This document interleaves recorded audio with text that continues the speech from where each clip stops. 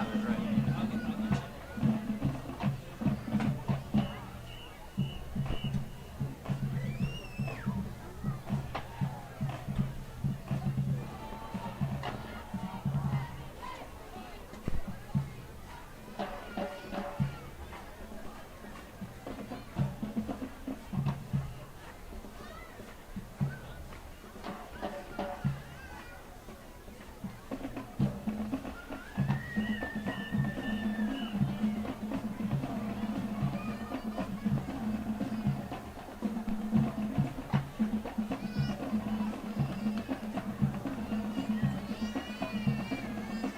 Ladies and gentlemen, we proudly present the 2025 Altoona Area High School Marching Band under the direction of drum major Graceland Belden. The band opens this evening's festivities with the Altoona Area High School Band Fanfare and the school fight song.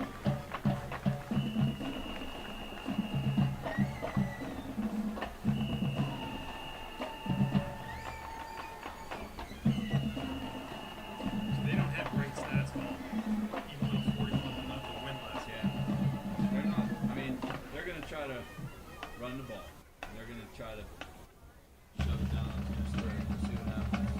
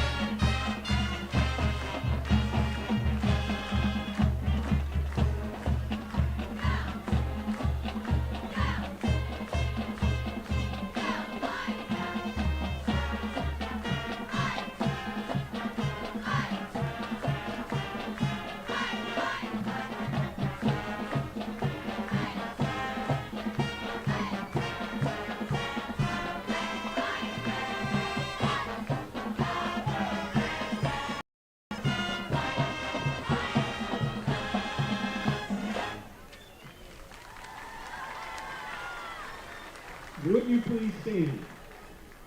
This past week, Steve B. Thompson, a 1966 Joe Cohen Blanket Award winner and Mountain Lion football captain, passed away. And strong supporter of Altoona Area High School and Altoona athletics. He was a friend to all of us. Please stand and join us in a moment of silence as we honor his memory this evening.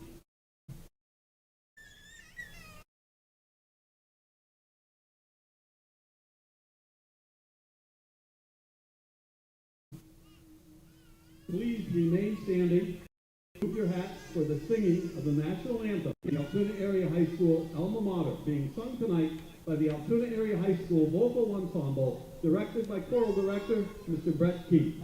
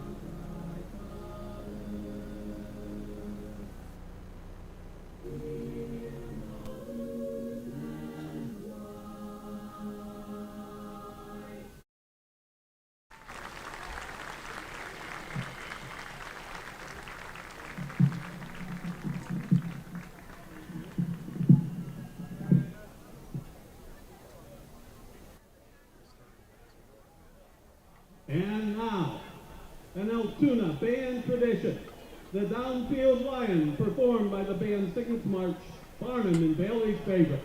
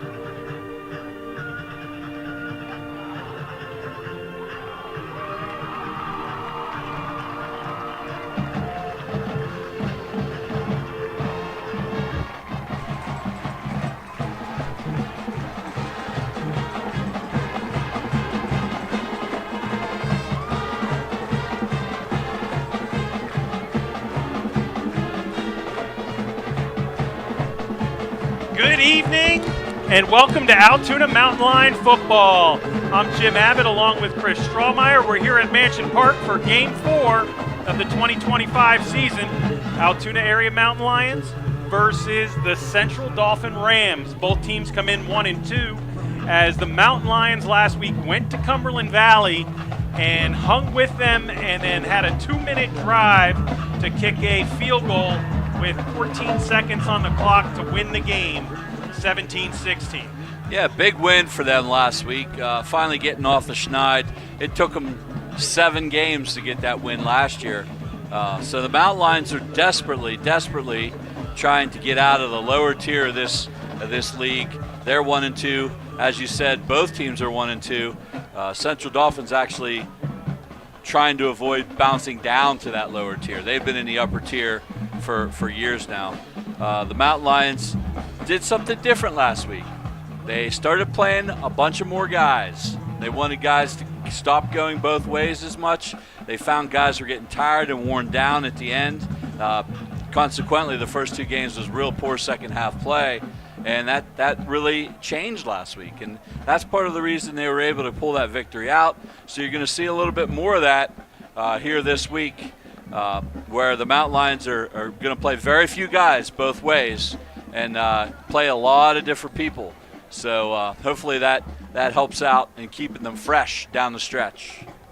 Well, the Mountain Lions last week, as we said, played Cumberland Valley. That'll be the opponent for Central Dauphin next week. Cumberland Valley, before they played us, they won 42-0 against the same team that Central Dauphin last week beat 41-0, which was Carlisle. So theoretically, if Carlisle, you use that rule, this team should be very similar to Cumberland Valley. So I think we're in for a good game this week. The question is, can the Mountain Lions put together the full game like they did last week to win at the buzzer? Yeah, that's the question. And last year, down at Cumberland, at Central Dauphin, it was 21-6. It was only like 7-0 at halftime. The Mountain Lions battled and fought. So this year, hopefully, this Central Dauphin team has run the ball a little bit, has thrown it some. They don't put up a lot of impressive stats necessarily.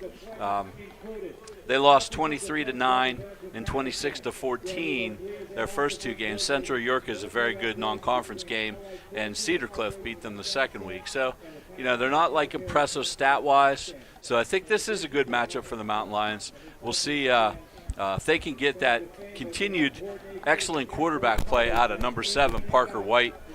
He has really made plays when it's mattered. He led them on that 72-yard drive last week, running the 2-minute drill essentially to get that game-winning field goal. So he's been really active with his legs. He runs a little bit. He makes people miss in the pocket, spins out, finds a receiver. So he's kind of fun to watch. We'll see if that continues here for the Mountain Lions. This is really only his 4th career start. So he's still, even though he's a senior, he's young as far as experience goes at the quarterback position. On the Central Dauphin side, they will completely revolve around their quarterback / leading rusher, which is Mark Lebo, a senior. He also plays linebacker on the defensive side. He's thrown for 200 yards. That's about 67, 70 a game. And he is the leading rusher with 163, averaging right around 55 yards a game. So this could be a defensive struggle tonight. And again, you want to see if the Mountain Lions could build off of that last week's game. The team, the energy and everything was a lot different coming home than it was the last couple weeks, and then they've had a good week of practice. So we're hoping that they carry it over into this game and can get a second victory before moving on next week. And I believe next week we travel to CD East. Central Dauphin East. Next week, yeah. So we will play on Central Dauphin's home field because they share the field. CD and CD East share the same field.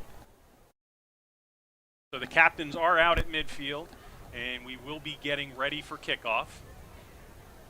Hi, I'm Phil Riccio, Athletic Director for the Altoona Area School District, and welcome to Mansion Park. Sportsmanship is pride in your school, your team, and yourself. Sportsmanship is respect for the sport of football and for those who play it. Sportsmanship means taking personal responsibility for keeping this contest at a high level. So the Mountain Lions is the appreciation of performances. they are kicking off, I believe, correct? We welcome you to Mansion Park Stadium. Is that the kickoff or kickoff return? I didn't see which way They're kicking off, I believe. They're That's kicking kickoff off. team. So And go Mountain Lions. Central Dauphin will get the ball first. Mountain Lions will put their defense on the field first. So the question is, can the Mountain Lions come up with a stop on that first series? And they've been very productive early in a game. First quarter, beginning of the second quarter, the first 2 weeks, that's where the wear down started, in the middle of the second quarter. And then last week they were able to put together that second half. When Cumberland Valley scored with about 10 minutes left, they missed the extra point, and then the Mountain Lions got the ball back with a little over 2 minutes, drove the entire length of the field, and elected to take a field goal with about 14 seconds left to go in the game, and they ended up winning 17-16. So big win last week, and the Mountain Lions are going to try to turn it over here tonight and continue to move on. Looks like number 7, Mason Wydra, number 6, Aiden Oliver, back deep for the Rams. Cody Chathams will tee it up here, and we'll get this thing going. Chathams has been getting the ball down between the 5 and a couple times into the end zone. This time he kicks a little bit short, right about the 1. The Rams have a wedge in front of their runner. He cuts through the first level and cuts it to the right, and he's going to go. That's going to be a 99-yard kickoff return in the first 12 seconds of the game. And that was what, number 6? Jaden Johnson. That was Jaden Johnson, number 5. Oh, number 5. With a 98-yard kickoff return. Huh. The wedge got a break in the Altoona defense, and that let a little air out of the Mountain Lions' sails. They're going to have to regroup and come through on the first play, the first drive on offense. Well, number 5 it was, Jaden Johnson. My eyes lied to me. It was not number 6. And that's number 21 is their kicker. And that is good. That is from Robbie Jimenez. And it is an early 7-0 lead.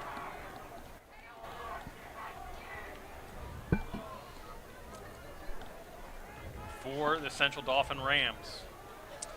So the coaches on the sidelines are trying to talk to the players, trying to keep them up, tell them, okay, let's get that out of our head. Let's go. Let's get our first drive and get moving.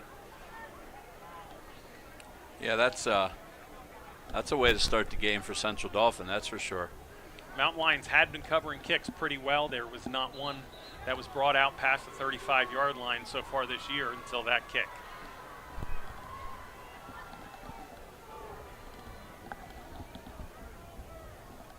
So now we just switch, and Central Dauphin will kick off. And I believe that's going to be Jimenez again. And who's deep for the Mountain Lions, Chris? Geishauser and Jackson deep for the Mountain Lions. Makai Jackson, the sophomore out there, and Luke Geishauser, the junior. Number 9, Geishauser, number 12, Jackson. So we'll see if the Mountain Lions can maybe go right back at him here. So Jimenez is set to kick. This one will go to Geishauser about the 10. He turns off to the right, and he gets hit at the 23-yard line. I believe that was number 48 on that tackle. That is Cameron Coleman. Well, sometimes these teams make that bus ride from Harrisburg, and they're a little slow getting off the bus, a little whatever, because they're not used to traveling. Well, guess what? That's not tonight. Central Dauphin comes out fired up, runs the opening kickoff back, then a big hit on their first kick coverage. So we'll see what Parker White can do with the Mountain Lions here. Parker rolls left. He's looking for his receiver in the flats. Throws it a little short, but I believe it is. Nope. Is it caught? They're giving it to him, yeah. 28-yard line. Pass completion to Ralph Baker. Yeah, actually, somehow he got 6 on that. I don't know how that happened, but it was a very fluttery throw. And that was Jackson on the reception. So it's 2nd and 4. And an option. Gets to the outside, cuts in and goes. Ran in to a blocker, and now there's a penalty flag thrown on the offensive line. That's going to be a 15 or 10-yard holding, and it's going to move it back to the 26. That was really late, too. It was just a bunch of people standing around. You don't often see holds called right there like that. So they moved it back to the 35, so it'll go back to the 25. And now will be 2nd and 8 on that holding call. Third and run, holding, number 4, the offense. 10 yards to the spot. Replay 2nd down.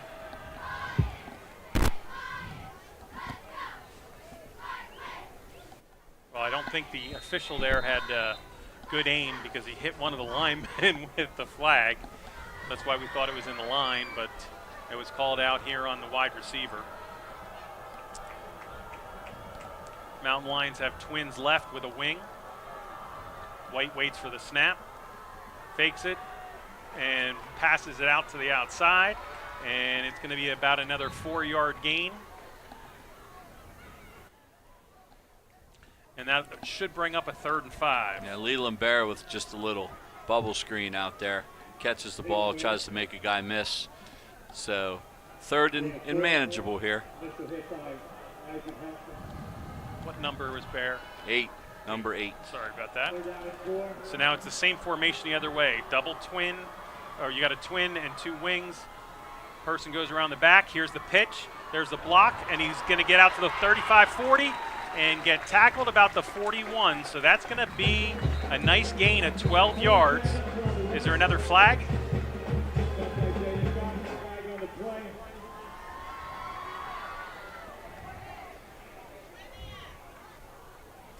I don't see it on the field. It's some little altercation. Maybe somebody said something back there right next to the white hat. It's going to be on Altoona, I think.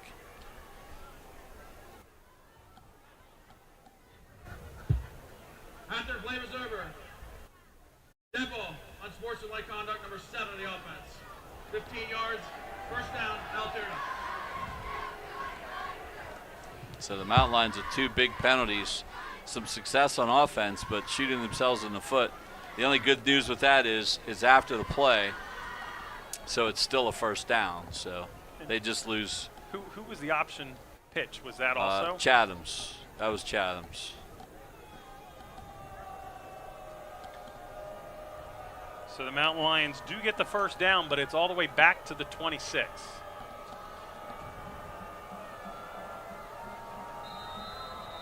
More of a spread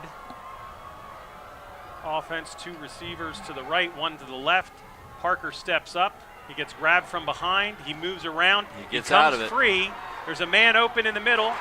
Mikey Chisholm. Chisholm is gaining some yardage, going down. He gets to the 41. So the scramble and then the pass to Chisholm. So Chisholm does a great job there, not standing still, coming to meet Parker White, who, as I said earlier, has done a great job of that this year, spinning out of tackles, avoiding the sack, making a play happen. He's great at improvising after the play breaks down, and great job there by the Mountain Lions picking up some big yards there. We got a Central Dauphin player down. 33 yards on that pitch and catch, and again, that was made by Parker White coming off the sack. It looked like he wasn't going to get free. Somehow he spun out of it and cleared the defensive line, and then as he was rolling, he saw Mikey Chisholm right there, hit him well. Chisholm made 2 moves and gain about another 15, 20 yards. Like 33 in total, I think. Does that sound right? 33 yards, yeah. Wow, that was a great play. So the Mountain Lions here set up in Central Dauphin territory. They have found a way to counteract those 2 long penalties here to start with. So there's just a dive up the middle, and it will move forward up to about the 43 we'll give them. And that was that Clemens? Is that 26? Yeah, Clemens is in there. So it's 3 yards to the 38, I guess. Does that sound right? Yes. 3 yards to the 30, so it'll be 2nd and 7 here.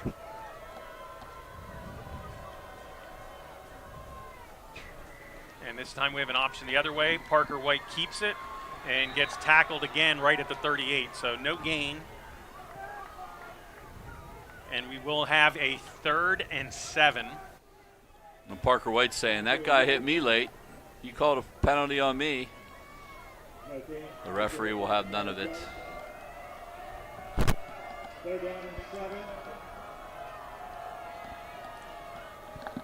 So 8:35 to go here in the first quarter.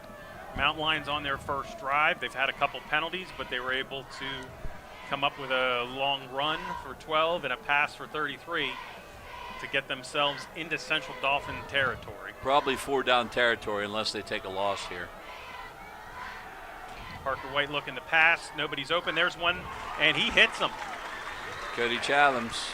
Cody First Chathams down. makes a catch, and that's going to be 10 yards.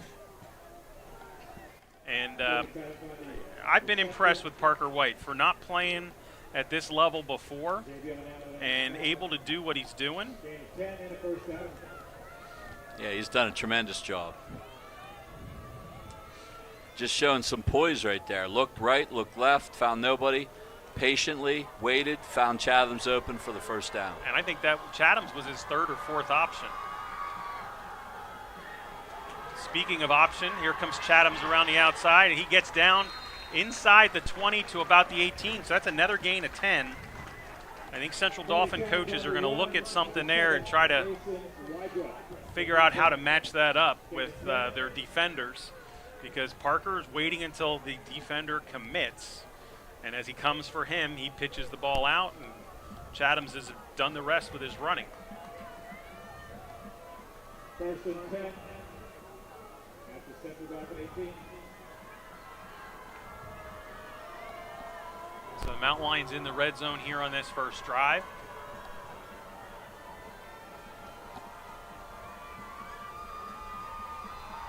There's a dive, which is stretched to the outside. Nice run by Clemens as he gets down to the 10 for a gain of 8. Yeah, he's really got a lot more carries in the backfield the last couple weeks, and he's made the most of them.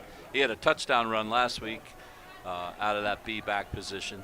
Well, it has helped him with the philosophy now of playing guys mainly one way. So Hazelwood plays defense, where Hazelwood had been there, but the way Clemens is running tonight so far, those first couple carries, you don't want to take the ball out of his hand now. And he's got it again. He cuts to the 5. He's down to the 3. Ran one guy over and spun off the other and gained 7 on that play. First down. 1st and goal at the 3. Yep. 11th play of the drive. Mountain Lions have used over 5 minutes off the clock. And there's jump movement. I believe it was Central Dauphin. I believe it's only going to be like a 1.5 yard penalty, but When they saw the wingback start to cut around behind, somebody moved. And Prior to snap, encroachment on the defense. Half That- the distance. that'll move the ball to about the 1.5. Or they set it right on the 2, I think. Yeah, they set it on the 2. Oh, Yeah, no, there you go. now they moved it a little at further. least, math doesn't lie, right? So now half a three is 1.5 every day of the week. This changes a little bit. So they have a tight offense. They're just going to give the ball to Clemens, let him push his way through, and I don't know why they're not calling it. He was way in. There we go. Touchdown. There's a touchdown by Clemens.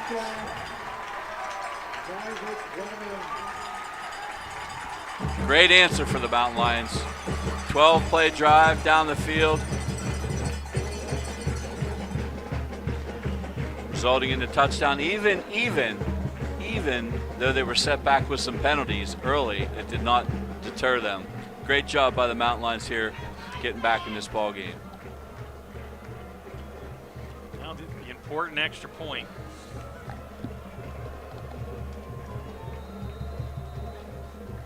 Chatham's lines up the kick. Good snap, hold, and low kick, but it's through.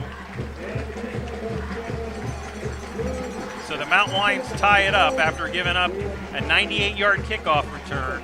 They come right back and take 12 plays, drive down the field.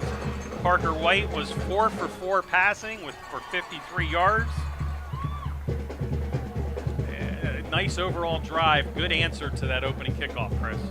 Yes, definitely. I mean, that's what you have to do. You're going to get punched in the mouth sometimes, and it's how do you get up and answer that. There's been times the last couple of years the Mountain Lions got punched in the mouth and didn't rise. They stayed down. And it's great to see that, have them come back, tie this ball game up, turn it into a ball game here.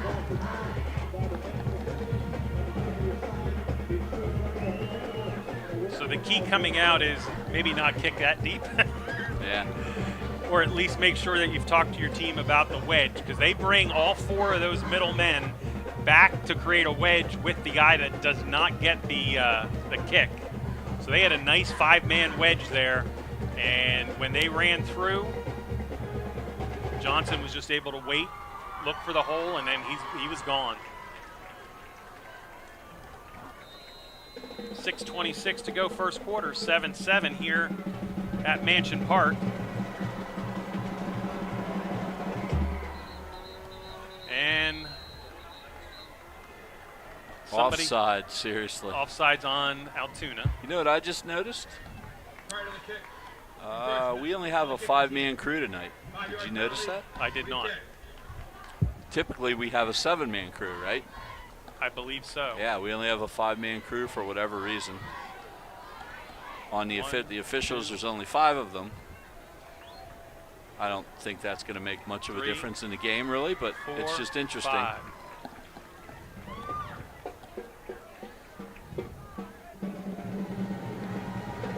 Yeah, usually at this level, you don't play with a 5-man crew.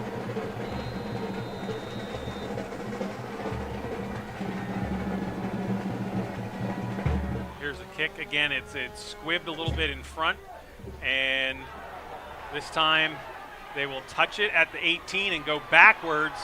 And the Mountain Lions have a few guys there, and he is not getting away. Is he getting tackled at the 5? So the Mountain Lions will get the ball starting on the 5, as that was Mason Wydra, and he just took the ball and started running backwards, Chris. Yeah, as good as that first kickoff return was for them, that was equally as bad. Like, even if he fell on the ball where he was at, they'd be at almost a 20, right? And now they're at the 5, or they're calling it to 6, but still. So the other games tonight in the Mid-Penn is Bishop McDevitt is at Cedar Cliff, Carlisle at CD East. Central Dauphin, we know, is here. Cumberland Valley is at State College, and Harrisburg traveled to Chambersburg.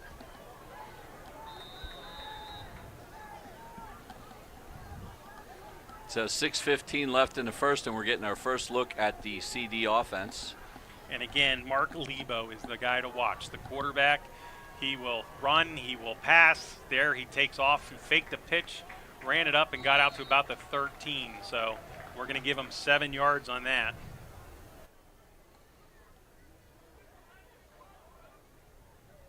Nothing fancy. Talking to a couple of the coaches this week, they kind of expected them to just head-on block.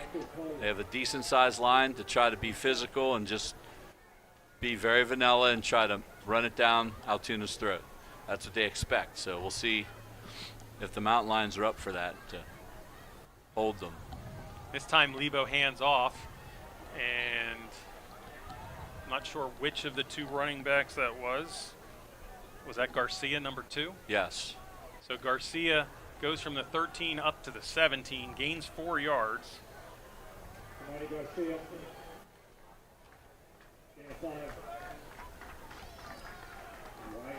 Okay, they're going to give him 5. Sorry about that. Garcia is their second leading rusher, the actual leading rusher as a running back, although he just lined up as a wide receiver here.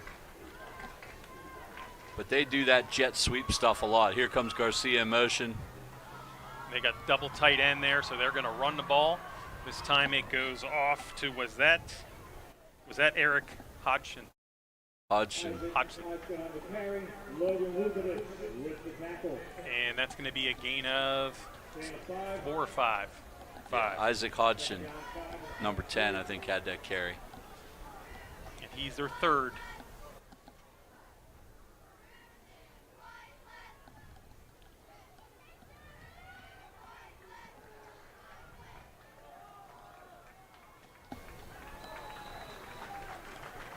And here's a penalty at the end of the play called from this sideline. That was Connor Williams, 34, that they just ran in off the bench and handed them the ball. Sideline warning against Altoona. Okay, so they're going to, that was interesting. And that was who, what was that running back? I didn't have That was Connor Williams, 34. We're scrambling for Central Dolphins names tonight as we were not provided, and the program did not have the rosters for Central Dolphin. So we got a copy, kind of. So we're doing the best we can, yeah. So it's now going to be 3rd and a long 3.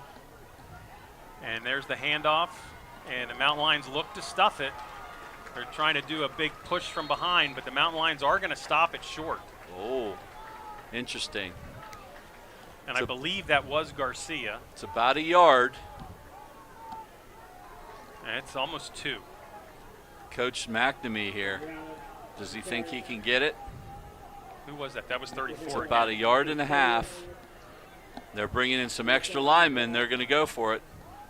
Don't jump, Mountain Lions. Watch the ball. They might be doing that. They're going to do the tush push. Yeah, this. Well,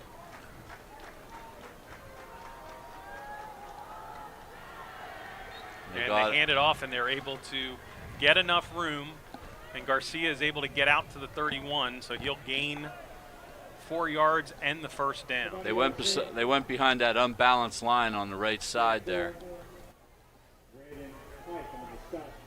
Tykeer Davis lost his helmet, so he immediately comes off. They bring Wes Baumgartner in. Well, that says a lot about your offense, or at least your belief in them, as you go for it on 4th and on your own 28. 1 or 2 on the 28. That's either, yeah, tremendous belief or not very smart. I don't know, but trips got left, it, so. And there's a quick screen to the outside to Garcia, and he gets the corner, but there's going to be either a push in the back or a hold. So this will come back. I think we have some ghosts in here. They're knocking things over.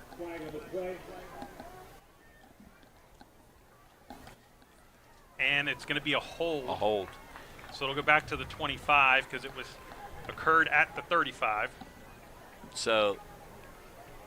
Turn and run, holding, number 7, offense. What have we had? 4 flags so far? 5 flags maybe? 3 of them are from the near side guy. He's definitely getting his arm loose here. And you don't really count the one against the Altoona sideline, but yeah.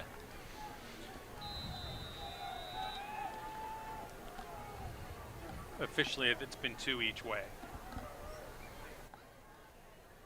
Yeah. The offside on the kickoff, that was pretty obvious. Oh, that was 3 there then. Sorry, so 3 for Mountain Lions. I didn't have that on yeah, the that's list. right. They had 2 in the first drive, yeah. And nice play from behind. Vukovic in the backfield disrupting. And there's another helmet coming off. Tykeer Davis loses his helmet again. So that's going to be a loss on the play of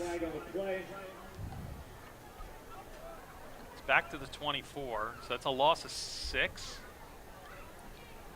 No, it's a loss of 1. They're going to call. Illegal participation against the defense. Number 2, participating without a helmet. 15 yards from the end of the run. He had his helmet and it got knocked off. Did he come in and then make a play? He must have. I didn't see that.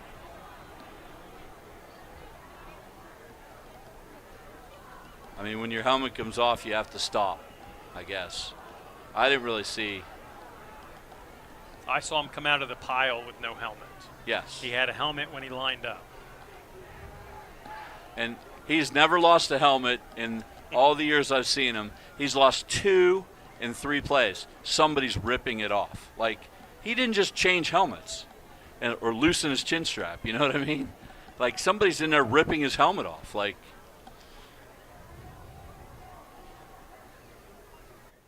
that's just the weirdest thing.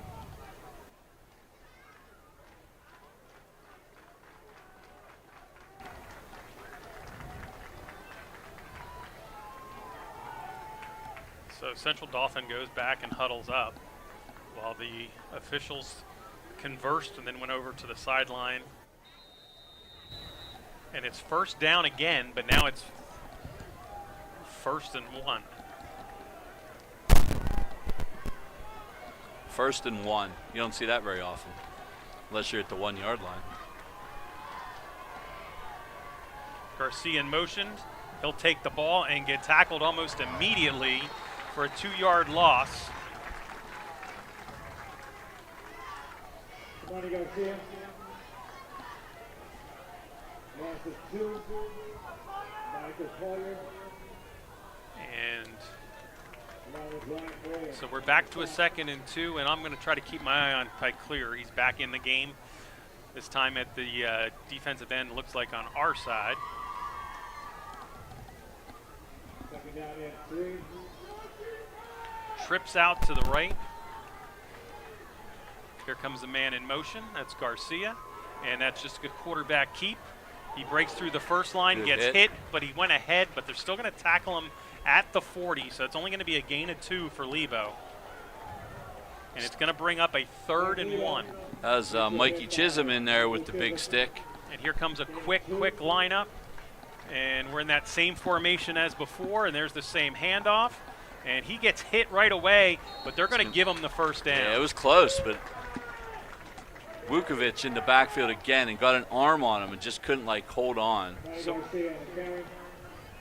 that took him 3 plays to go a yard. So that's, even though that's a first down, that's actually good news from the Mountain Lions right now. Now see if we can do it without a penalty.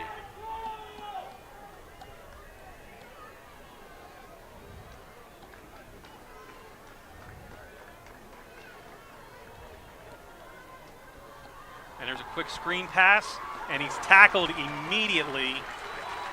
Vukovic again. He's all over the place. Vukovic on the stop of Brandon Cooper. That was 2nd and 8. This ridiculously fast-moving first quarter.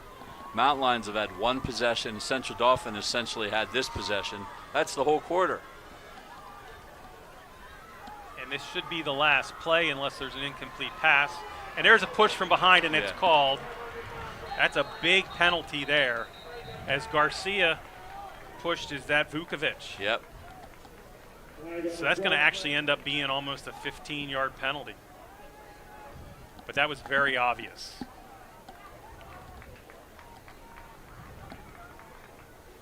Yeah, when it's out in the open like that, play side, it's really hard to get away with those. So what are they doing? It should be moving back from the 37. He's asking them, but it's pretty obvious. Third and run. Illegal block in the back, number 2 of the offense. It's 10 yards from the previous spot. Second down. Well, so that goes back to the line of scrimmage and goes back 10. So it's still going to be 2nd and 18.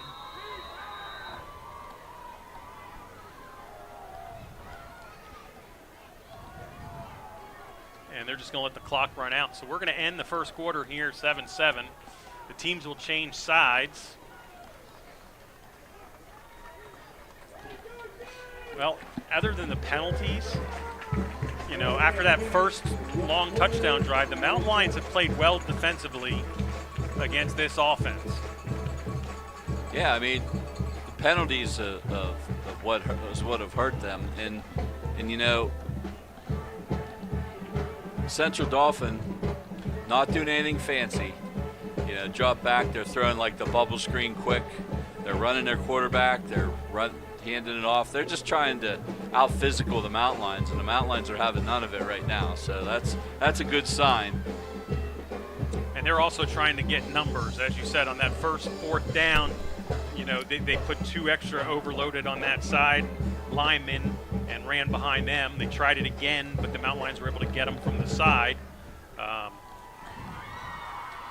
So, you know, so far, you know, interesting first quarter. The Mountain Lions are playing right with them. You have, in my mind, got your breath. You're able to calm down. You got through the rush of the opening quarter, and now it's just time to play. So Mountain Lions are in a good position where it's 2nd and 18 for Central Dauphin. If they can stop them here and get the ball back, that is going to help things. But as you said, so far basically just a drive and a half in one quarter, because theoretically neither team has thrown an incomplete pass, so it's been a running clock. We have had penalties that have stopped the clock on occasion, but other than that, you know, both quarterbacks have not had the ball find the turf.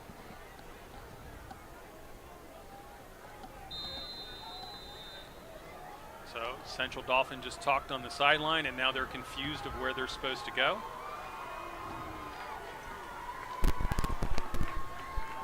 Hodgson gets to the outside. He's in the slot, so there's trips to the left. When we've seen this, it's been that Lebo has kept the ball and run. And there's another little quick pass again. And he's able to come forward a little bit, maybe get up to the 38. So it will be a gain of 5, so it's still going to be 3rd and 13. Yeah, the Mountain Lions will take a 5-yard gain there, and they'll take another 5-yard gain here and let them punt the ball. Just don't let anybody behind you. Don't give up a big play.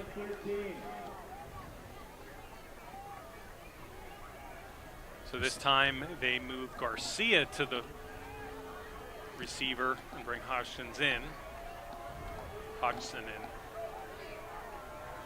Mountain Lions showing blitz. Drop out. Here comes the rocket screen over the middle. Gets through the first level and gets hit. Good tackling. And again, that's you said 4 or 5 yards. I think he's going to give them 7, but you're still going to have a 4th and 6. Yeah. And it looks like they want to go for it.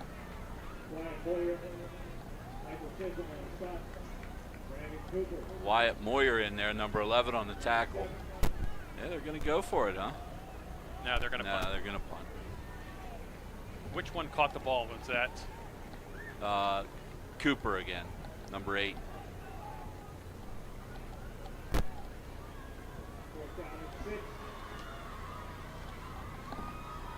So, 4th and 6. First punt of the evening. And gets off a good kick. There's a fair catch signal, and the Mountain Lions will take over at their 17. It was a nice high kick from Central Dauphin. Yeah, 38-yard kick, no return.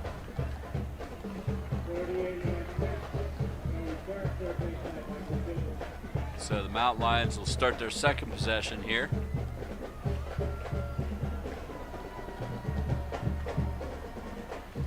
See now, I mean, I know we've talked a lot about it, but it's making a huge difference. Now you come out with new offensive linemen fresh. Like Wesley Baumgartner played like 2 snaps there when Davis lost his helmet. Other than that, these guys are fresh, coming out, ready to play some offense. And here's another penalty.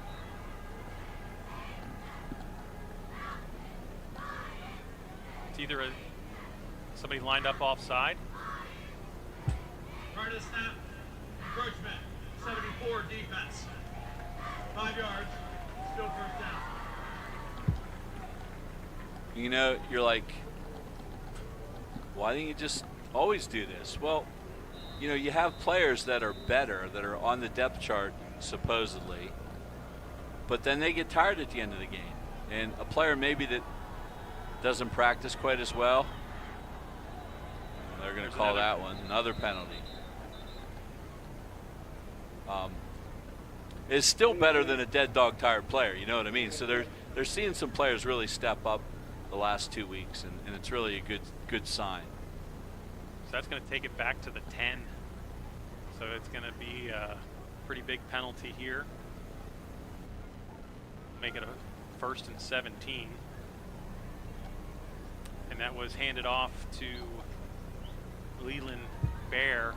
Ready to run, holding, 15, offense. 10 yards from the spot, replay first down.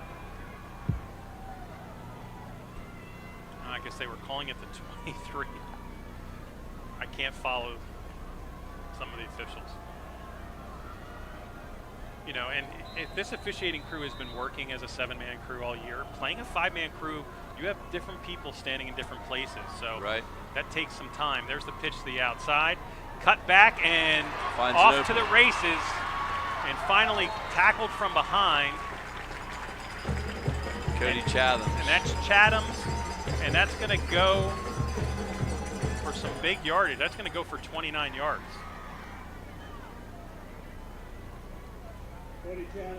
Yeah, nice job cutting back into the grain.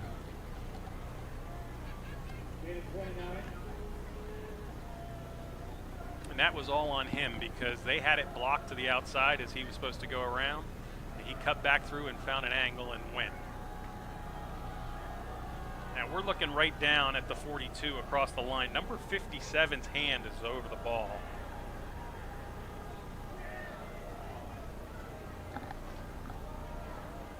And there's another handoff, and Bear gets a yard. Bear gets 1. So it's going to be 2nd and 9. 9:04 to go in the second half, or second quarter, sorry. Second down at 9. That's a 43-yard.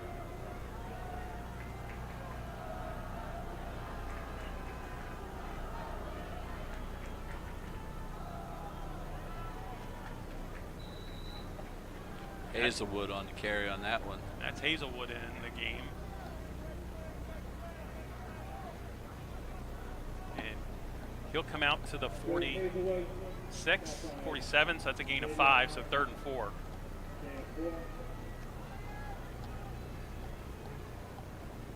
Third down at 5. After 47.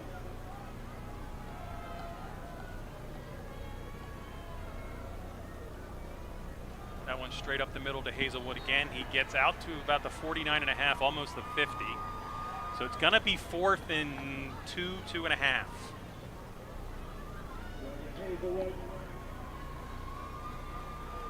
So what are you going to do as the Mountain Lion coach? Well, they're keeping their offense on the field. Yeah, at the very least, they're going to try to draw them off.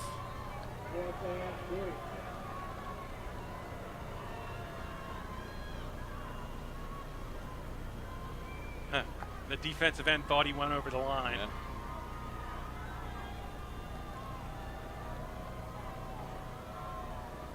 So they're going to set up. 7 seconds left.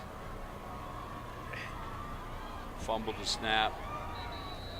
So Central Dauphin will take over as Parker White will lose a yard. I still don't know if they're actually supposed to run that play or not.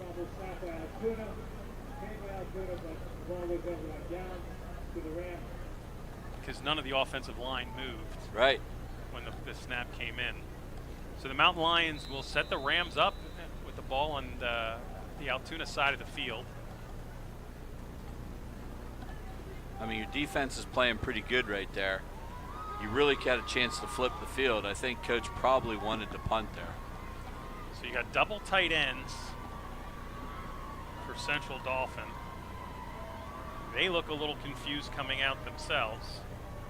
And there's a handoff to Cooper, and he goes nowhere. He actually, I thought he went backwards a yard, but they're going to give him back to the 48. I think it's 10. Was that 10? 10, right. Wasn't it Cooper? I'm sorry, that was Hodgson. Sorry. So Mountain Lions getting tough up the middle here. So now they spread the offense a little bit. You got a receiver to the right, Twins to the left. There's a snap. They fake the handoff. There's a pass down the middle to Garcia. Garcia catches it. He's running. He's inside the 10, and he got tackled at about the 7. That's going to be a gain of 41. They're going to mark him at the 6. See, this guy's at the 7. That guy who was 22 yards away, now they're backing it up to the 7.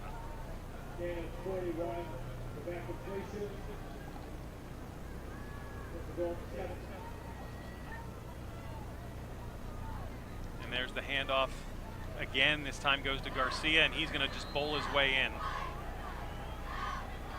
So Garcia scores. He makes the big run after the catch, and that was a 41-yard pass.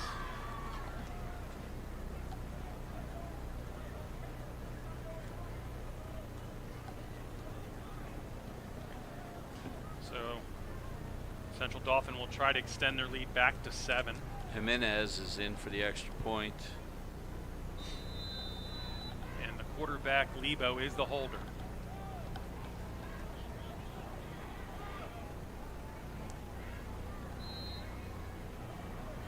It's good, and we got a flag down. Are they saying it was roughing the kicker? I don't know, but Because he dove across 2 yards in front of him. Extra point is good. You're running into the kicker on the defense. That 5-yard penalty will be added to the kickoff. I don't know. This group is flag happy. That's the 9th penalty tonight. And we still have half the second quarter to go. 158-303, $490. So in high school football, if you have a chance to put in the end zone, do you? And stop any type of run back at all? Yes, I think so. Yeah, if you can. Because with them being up now at the 45, Jimenez was obviously kicking off in practice from everything was going down to the 5, the 3, the 2. But now you're 5 yards shorter. Do you have them just kick it into the end zone or just pooch a little bit to try to keep them inside the 20? Yeah, I think you just kick it into the end zone.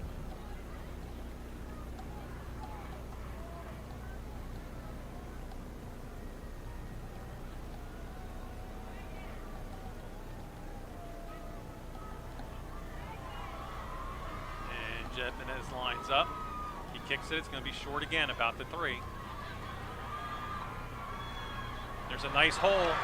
Got the kicker to beat and the outside man. The kicker slowed him down, and then he was brought down. But a nice return out to the 36. Geishauser, very nice That was return. Geishauser on that run.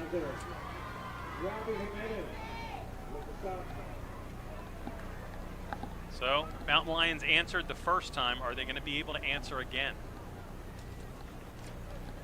If they stop getting penalties, they have a better chance, that's for sure. So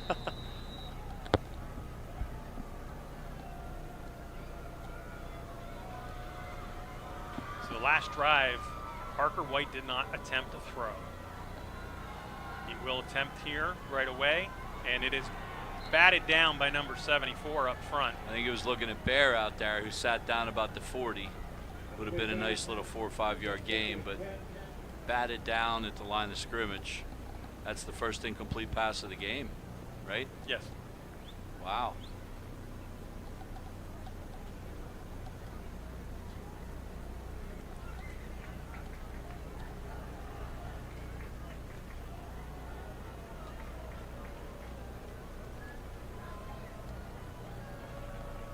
the Mountain Lions will now set up.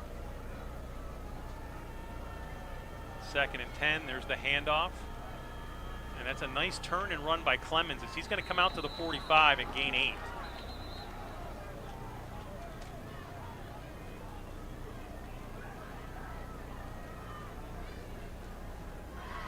So it's going to be a 3rd and 2. You're almost in the same position you were last time. Hopefully the Mountain Lions pick it up here and don't have to make the decision.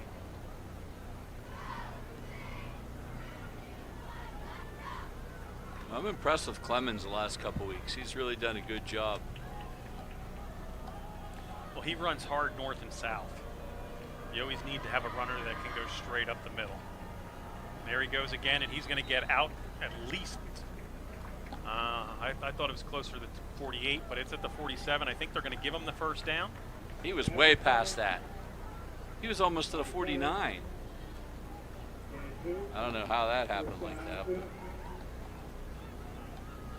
But they anyway, it's are first giving down. him the first down, which is the important thing here. Yes.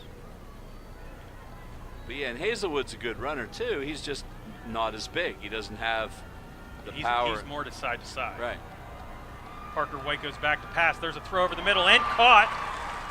And it's going to go down. Is it going to be a fumble or they're going to call him down? I know one thing. If it was a fumble, it was late. I agree. I thought he was down and then the ball came out. And they're calling it a turnover. So that will negate the 27-yard pass.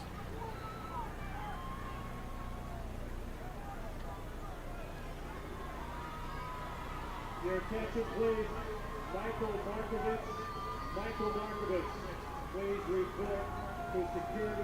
Yeah, that's a bummer. Please report to security. And again, I think this having a 5-man crew is an issue. Yeah, I mean, obviously we couldn't see. All I know is you can tell when the other team reacts to dive on it, and it was like way late. So it's like, so if he did fumble, it barely come out before he hit the grounds, and we can't tell. We have no replay, so you just have to go with what they call. Nice defense there is try to counter, and Lebo tried to take the ball. This time he gets moved backwards. Vukovic is in there again. So it's now going to be 2nd and 13.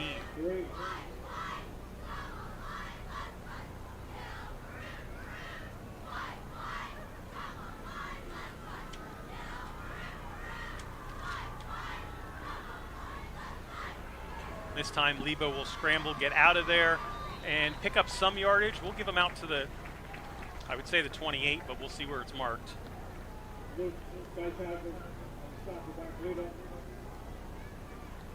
So from the 23, it is at the 28, so we'll give him a gain of 5, and it is now going to be 3rd. We'll call it 7. Trips to the right.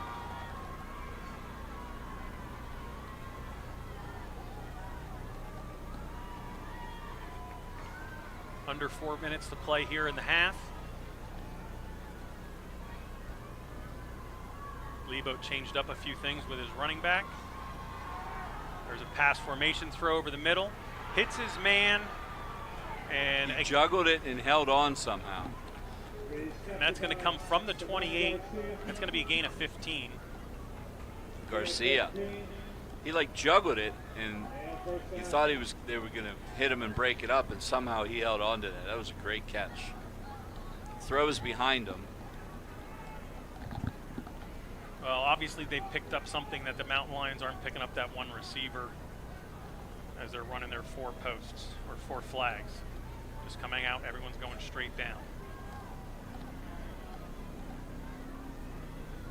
Lebo back again. He's going to throw deep down the sideline. That's over everybody except the ball boy, who made a nice catch over there. Yeah.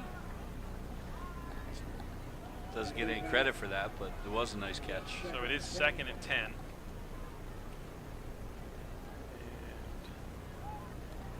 Let's see if we have any scores from any of the games in the Mid-Penn or locally. CD East has beaten Carlisle 14-0 in the second. Central Dauphin, we know, is already up on us. State College and Cumberland Valley is 10-7. State College at this point. Harrisburg 35-0 on Chambersburg. Lebo takes it and runs. He gets through the first wave, gets by the cornerback, and goes all the way up to the 41. So there's going to be another first down, and this time a gain of 16.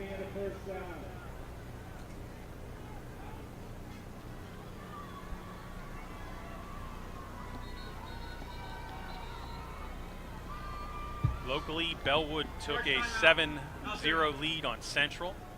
Altoona tries a little momentum stopping timeout here. Pencambria out in front of Bedford 8-7. Forest Hills and Chestnut Ridge is tied. Tyrone beaten Bald Eagle 14-7.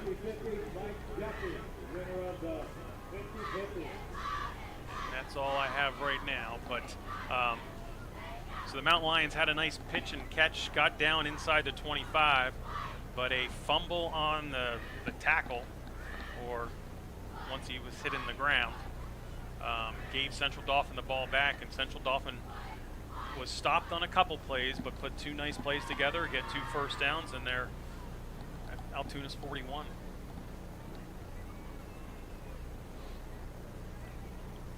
The key tonight is this bend, don't break. Yes. Penalties have hurt both teams. But the big difference right now is the special teams touchdown and that big fumble inside the 25. So trips to the right, and there's also an end over to the right. So there's 4 receivers to the right. Lebo's back. And Lebo's just going to fake the pass and run, and he's going nowhere. We'll give him a yard. He looked to throw it out to Garcia, tucked it and ran, and only got a yard. So 2nd and 9. 2.5 here. Central Dauphin does have all their timeouts, so no real sense of urgency for them. And Central Dauphin will kick off to the Mount Lions to start the second half. There's a handoff up the middle. It's Williams. He's going to get another, let's give him 4, so it's going to be 3rd and 5.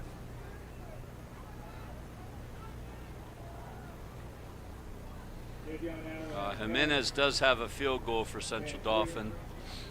It was only 21 yards though, so here's that same formation. Way out of his field goal range at this point.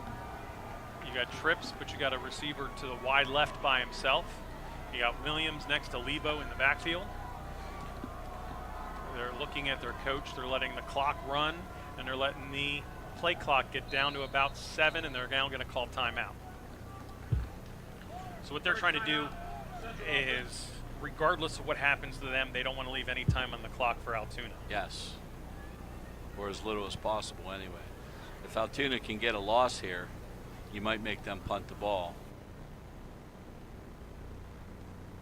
If it's 3rd and 7 or less, I'd say they probably go, or 4th and 7 or less, they probably go for it. Well, the Mountain Lions have 2 timeouts also. I would not be surprised if the Mountain Lions stop them with a no gain or a loss, that you see Coach Niedermeyer call a timeout if the clock is still running.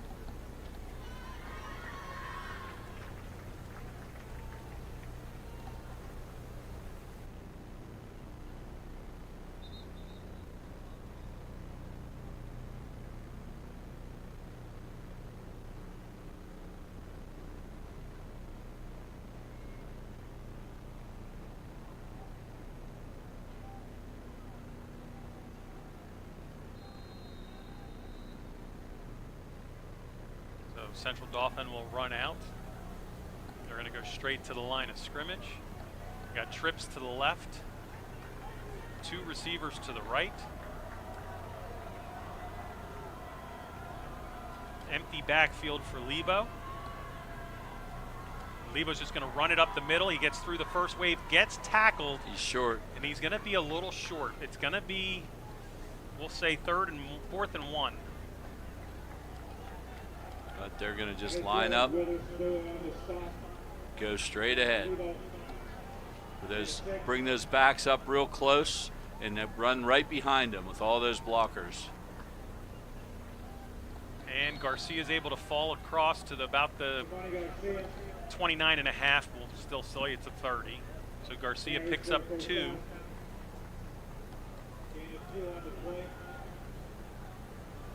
And moves the chains.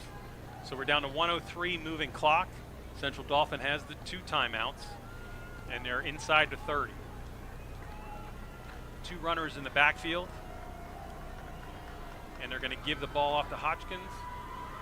And he doesn't go anywhere, but he breaks 3 tackles and then gets down to the 25, 26. So we'll give him 3. Was that Hodgkins or Williams? That was number 10. It was 10.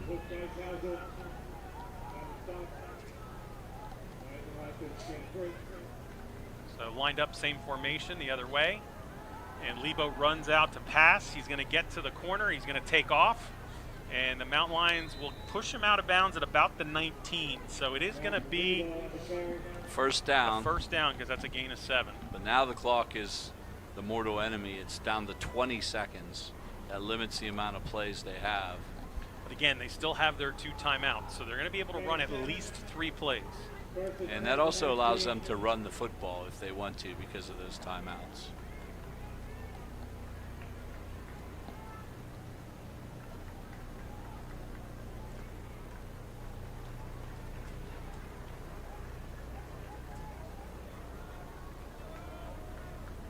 Lebo does hand it off to Hodgkins. He gets the corner. He gets around the edge, and he's going to get tackled Nice tackle. in bounds at the 14. And there is a timeout. So we're down to 11. Mekhi Jackson with a great tackle, one-on-one out there, fought off the block, made that tackle. Yes, it was a 5-yard gain, but that's 1 tackle away from actually a touchdown. He was the only one out there. 11 seconds left. They have 1 timeout left.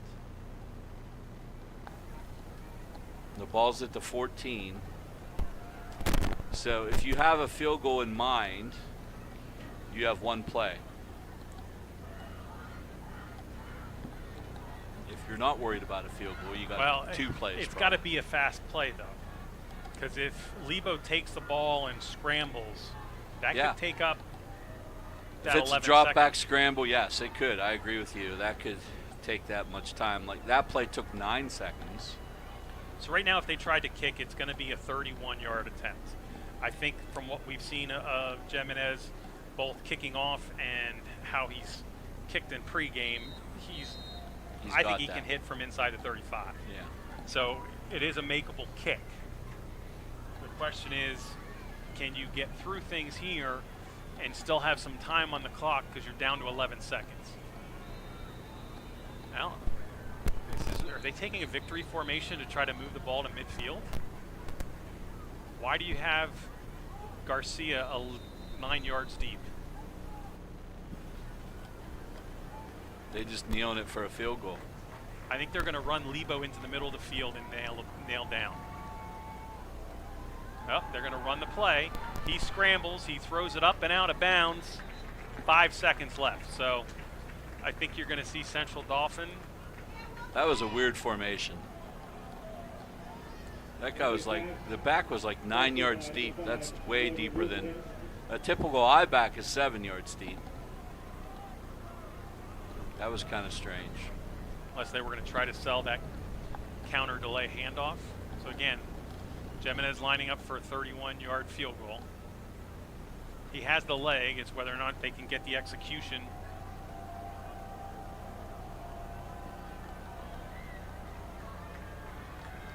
There's the snap. It's down, it's up, and it is. Looked good. Good. Jimenez with a 31-yard field goal. And Central Dauphin takes a 17-7 lead.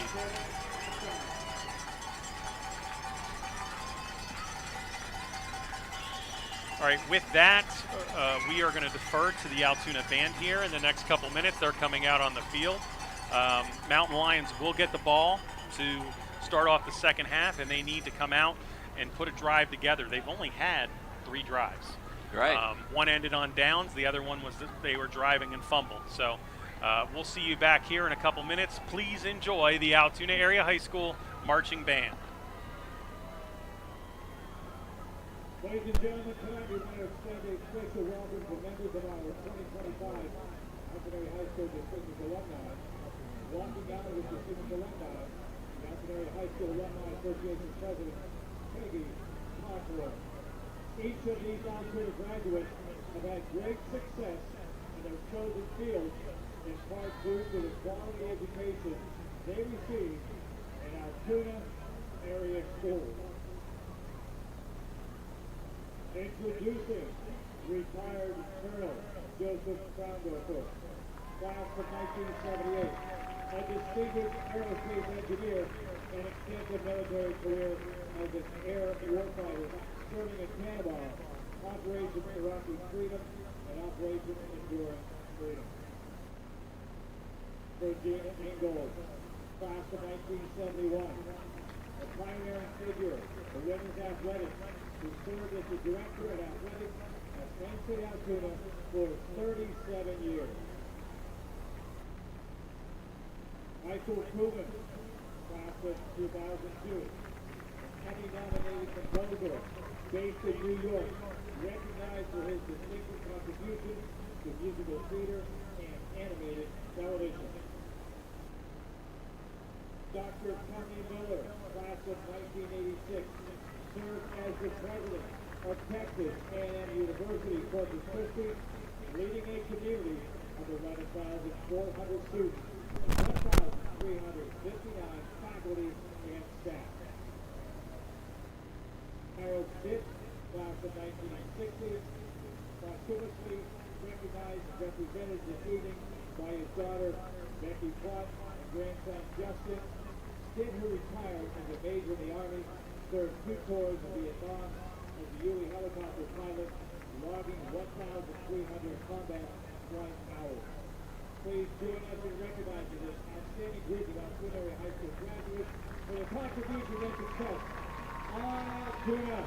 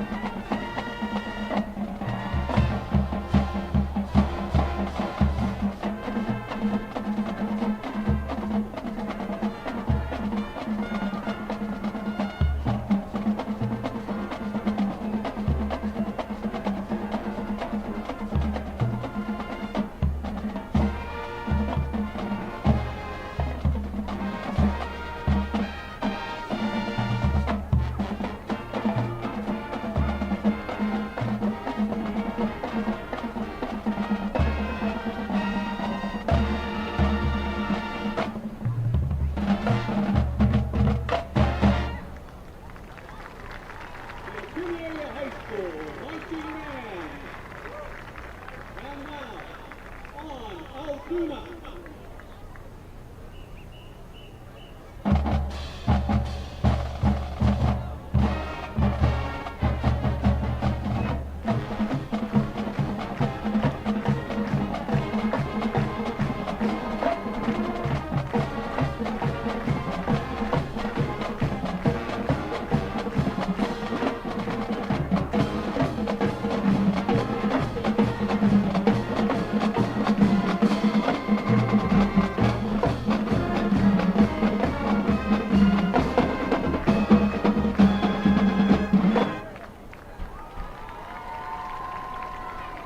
Music staff assistant Ian Brandon, major ed advisor Leon Delano, silk advisor Abby Auerbach, and assistant Brad Sheridan, percussion instructor Jason Purple, and band director Brandon Bundo.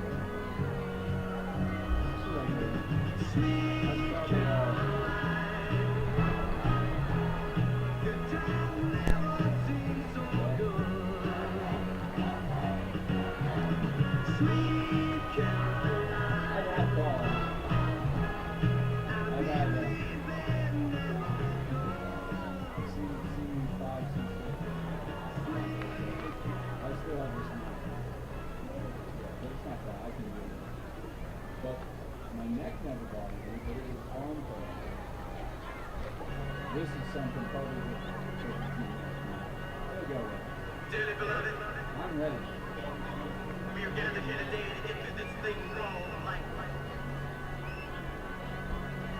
Electric word. Welcome back to Mansion Park.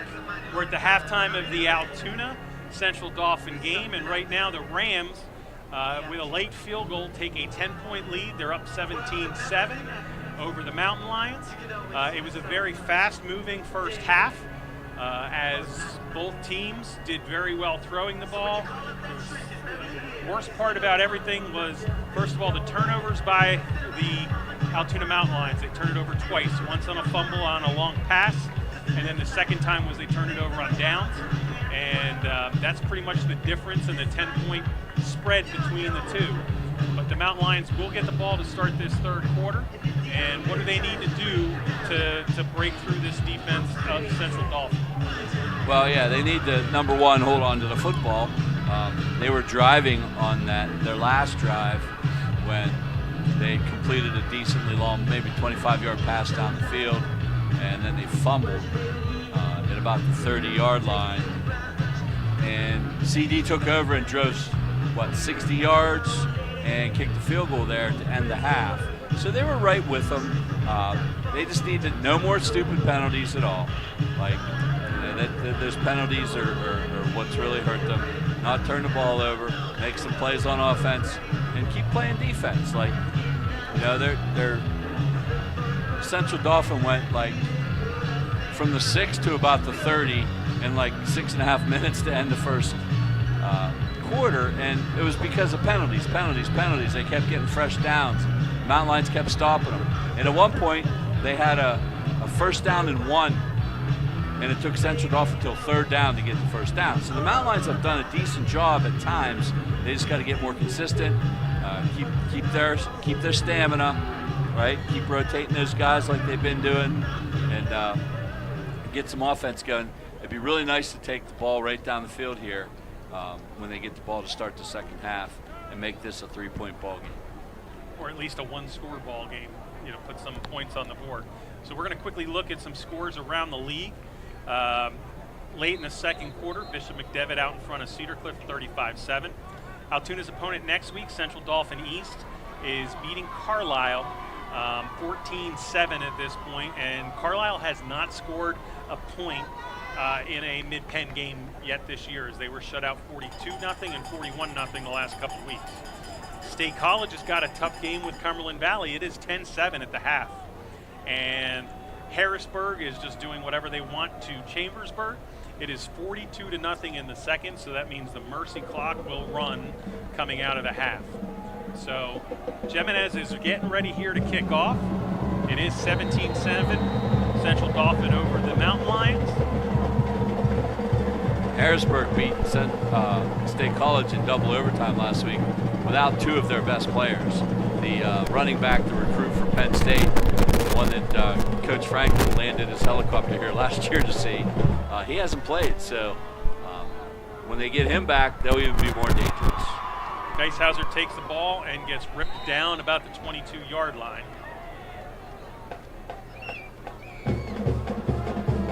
So the Mountain Lions will take over. 1st and 10. They will start on their own 23-yard line. And in the first half, Clemens has been the leading rusher with 30 yards. He's done that on 7 carries and scored the game's only touchdown for Altoona. And Parker White is 5 for 6 for 80 yards right now. So Parker White gets the ball. He rolls to his left, He's looking, he throws it short. It is caught, it's out to the 40, and will come all the way out to the tackle. Will take him out to the 43, and the defender lost his helmet on the tackle, so he's got to go out of the play. There's a penalty down. I mean, it's like every play. They just throw a penalty and bring them back. I don't know what else to do. So that was a gain of 20. They're saying the Mountain Lions had an illegal man downfield. Ineligible downfield, 18 offense. 5-yard penalty, first down. So number 18 is a wide receiver. Yeah, so they more than likely had 2 wide receivers out there. And somebody was one covered. was supposed to be back. Yeah, somebody was covered, which is, they usually ask the official. Like they tell them, they motion, I'm forward or I'm back. That's weird that happens. That almost never happens because you can ask the official if I'm good or not. Like, they got the same 2 guys out there again. So that would be Baker that probably covered up. And Baker gets the throw and gets some of the yardage back.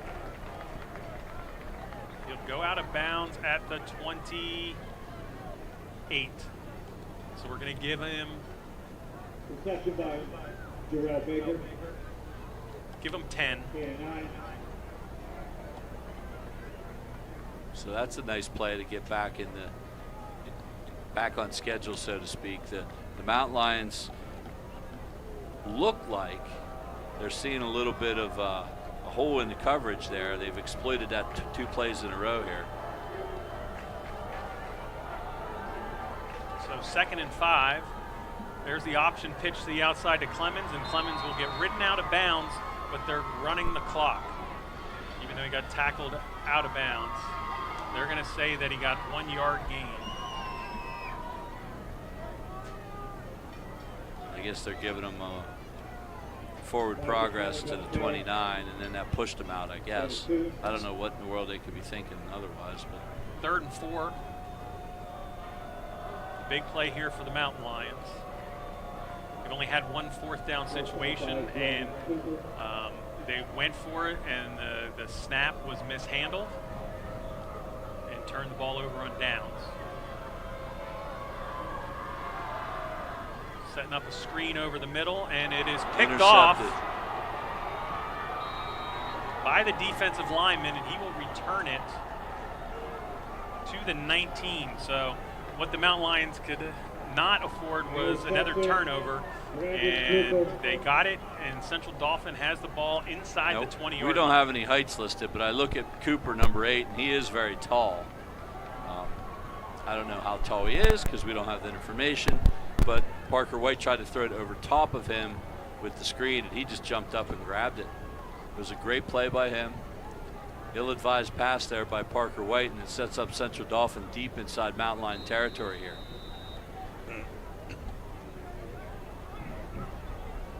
So Lebo looks over at the coaches. He will come set up in the backfield. Next to him is Hodgson,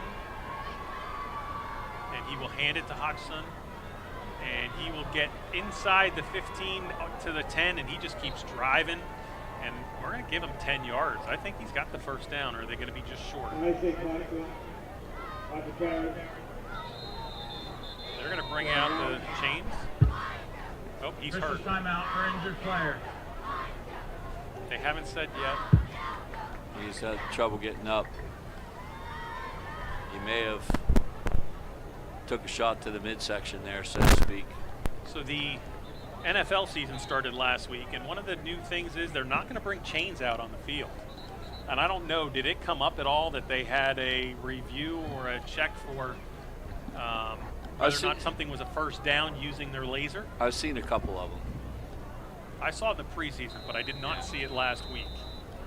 So they're going to say that was only 9 yards, and it will be a 2nd and 1 at the 9.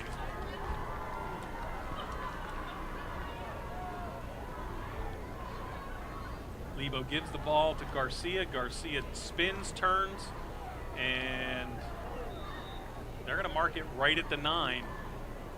So I think it's going to be 3rd down. From the mark on this side, he did not get it. Right at the line of scrimmage, no gain. 3rd and 1. And they're bringing in some extra linemen. Bringing in Cooper as another tight end. We know the play. Yep. Bring those 2 backs up close. Run behind all those blockers.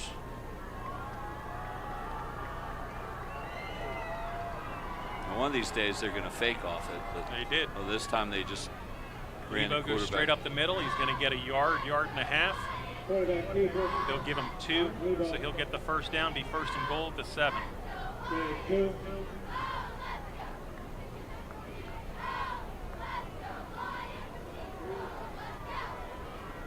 Same formation. This time they do give it over there. And where are they going to mark it? The 5 or the 6? 5.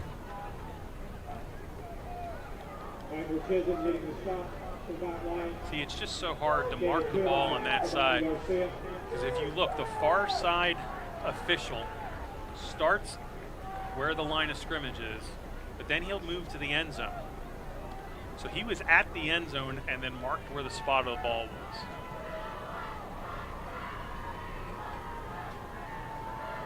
Yeah, they don't have the extra guy on the goal line. High snap given to Hodgson. He runs it down. He's going to get to about the 3. So they're going to mark it at the 4. This guy, one marks it at the 5, one marks it at the 4. So it's going to be 3rd and goal. 3rd and goal at the 4.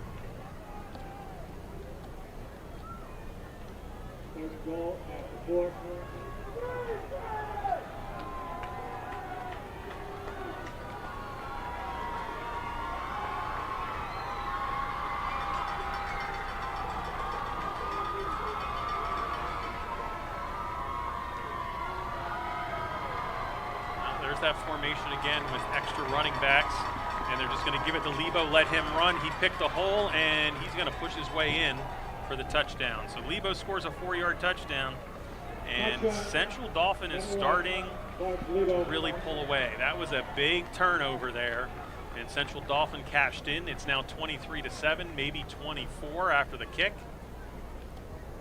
and that really hurts the Mountain Lions. Is you got to change your offense some. You can't go your normal slow moving, methodical. You've got to open it up a little bit more and take some chances. So Lebo score, and the Jimenez kick makes it 24-7 as the Rams are slowly pulling away.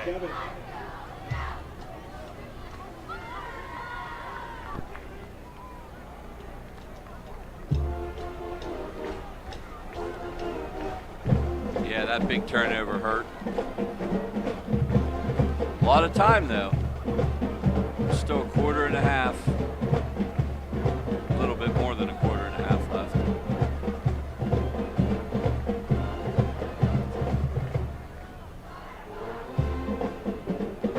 Down 3 scores. One could be a field goal.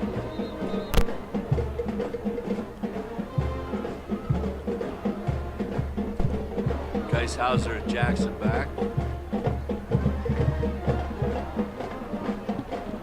So 7:35 to go in the 3rd quarter.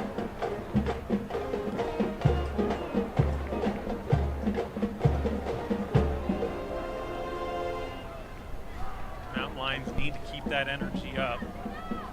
The last couple drives, they have basically 3 turnovers now. They lost it on downs, had a fumble, and had an interception.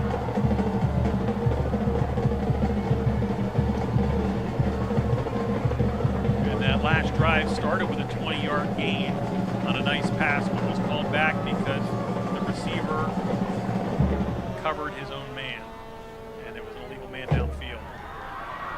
So Geishauser gets it. He cuts up to the 20, and I think he will reach right at the 20.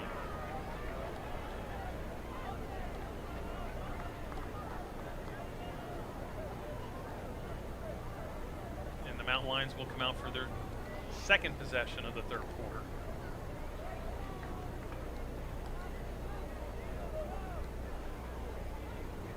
So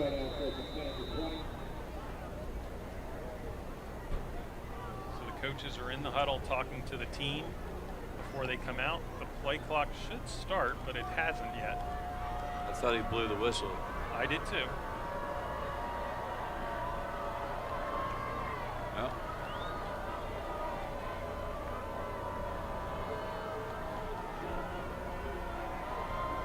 so Parker White back to pass. He's going to scramble. He's going to throw it up to the 32-yard line. Caught. And it's caught. Chisholm with the catch. Chisholm makes the catch at the 30. They're going to give him the 31, so a gain of 11.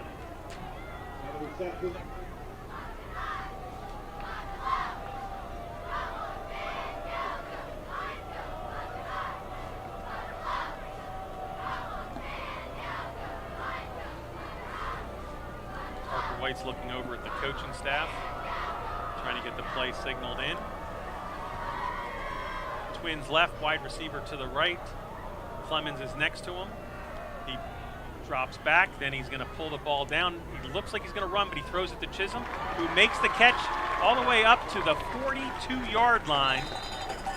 And they are going to mark it at the 43 or 4 because he was 20 yards away when the tackle was on the ball. See, he has the presence of mind not to cross the line of scrimmage, scrambles, stays behind the line, shows a little touch to Chisholm. That's the same kind of pass he tried to make on the previous possession, and he just didn't quite get it over the outstretched arm of the defender. But those are the plays that Parker White can really make for you. And here's the option. White keeps it, turns up. He's going to get to about the 36. I think they're going to call him down with his butt hit first, and then the ball crossed the 35, but they're going to mark it at the 36. So a gain of 7 for Parker White. Great answer here for the Mountain Lions so far.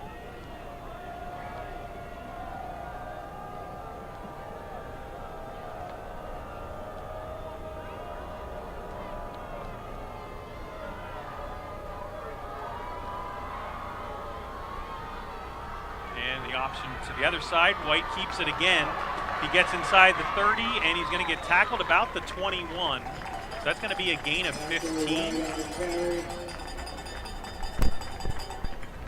He's been pitching that ball all night, and I don't know if that has changed how the Central Dolphins been covering that outside pitch man. Right. And White takes it himself, and he picks up 2 first downs pretty much in a row.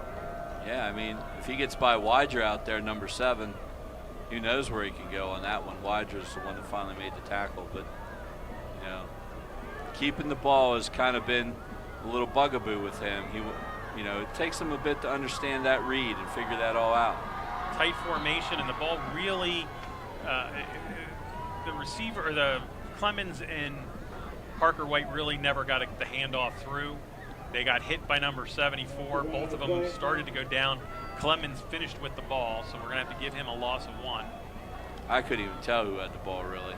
That was very disruptive there by the defensive lineman for Central Dauphin. 2nd and 11 at the 21. 5:43 to go in the 3rd quarter. Man coming across in motion. And there's the one handoff. There's the other handoff. It's a throw back to Parker. He catches it. He's at the 10, the 5, and he dives. He reaches out for the pylon. And he is in for the touchdown. Wow, that is a big play. Who threw the ball? Was it Baker? It might have been Baker who threw it. I did not see the number.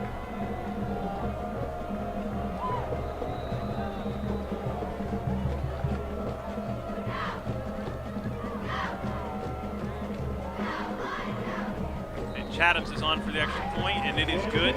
So it is 24-14. Good answer by the Mountain Lions. We're going to see if we can find out who threw the pass. So that's a great answer by the Mountain Lions right there.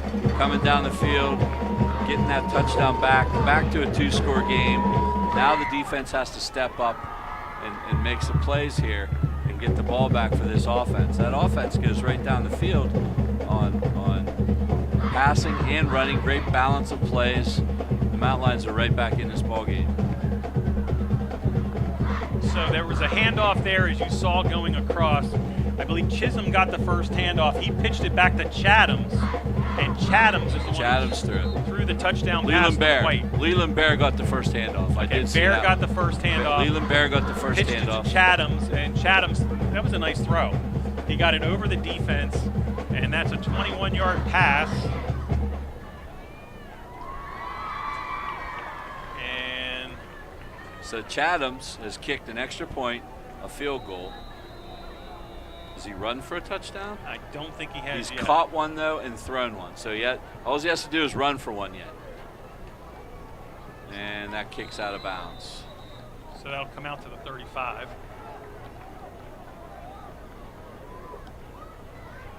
They tried a little pooch kick to see if they don't want it returned again, of course. Free kick out of bounds. On the kicking team. Central Dauphin has elected to take the ball at the 35. Central Dauphin has the choice to have him move back 5 yards and kick it again. But they elected to take the ball. They figure it's all out there. Or the third option is they can take it where it went out of bounds, which you would take that if it goes out of bounds, like in an onside kick, for example. If it goes out of bounds there, you take that option. But obviously you do not take it if it goes out of bounds inside the 35. That would be silly, right? Yes. So, all right, Mountain Lions big here on defense. Got to get a stop. Spread offense for Central Dauphin. Lebo has, I'm trying to see who's next to him. I think, is that number 10? Is that Hoxton? Yes. And he will get the ball. He'll get through the first man and then hit and tackled. Gets Vukovic. Another play by number 5 in maroon. Vukovic has been playing a very good game tonight. He's been all over. He's been all over the field on defense. And as that middle linebacker, that's your job is to make the plays in front of you.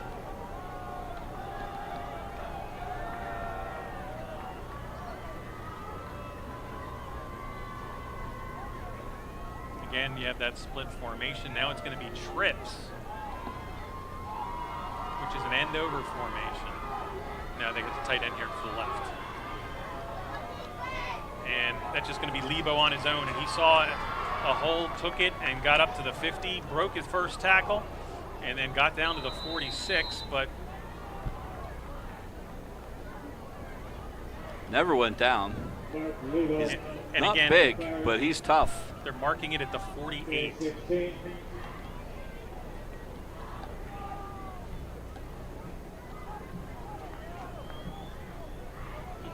it's a gain of 14.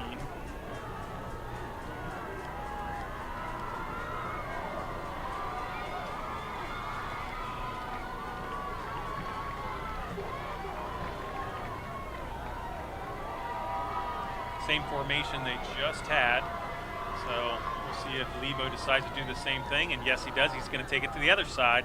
This time he looked bottlenecked, dove forward, and he's going to actually pick up 4 yards on that. So right now for the Mountain Lions, the clock is the worst enemy, as it's now under 4 minutes in the third quarter.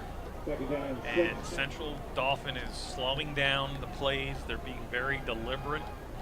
They're not getting up to the line of scrimmage fast. They stay in the huddle. And the coach calls a play about 15 seconds on the clock, and then they're going to stand again for a few seconds. 5 seconds, and they snap it. Hand it off to Hodgkins going right. He gets the first down, and it's close. They're giving it to him. They're going to just give it to him. So he got 6.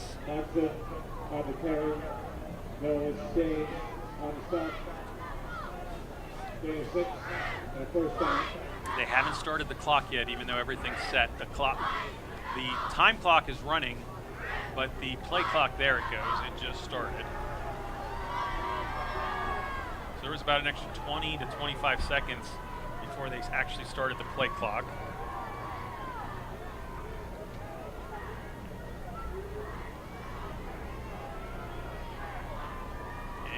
Lieb's going to keep it himself, and he'll get down to the 46, so a gain of 2. Lebo. Yeah, they have to plug up that middle with Liba just keeping it and running. Gain of 2. It's not exactly fancy football, is it? It's hike it to the quarterback and let him run, but it's effective when your line is pushing the other line around a little bit. The Mountain Lions are doing okay, but you know, there's the Central Dauphin Ram line is just a little bit bigger. Stay on their blocks. Plus they bring those extra linemen in and double tight, which always have those extra blocker or two.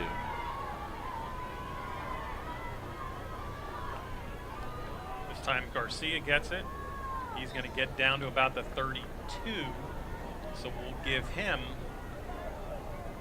4, and it's going to be 3rd and 4. Michael Collier on the stop.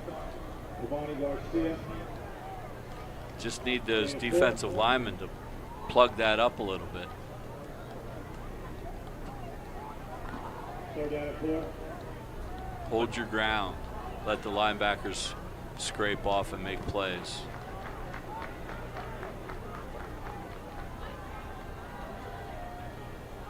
Hodgkins gets it, goes to the outside. He gets the first, gets down to 25, gets a first down. The clock stops at 1:20 momentarily. Central Dauphin has to run 2 to get the clock to the end of the quarter.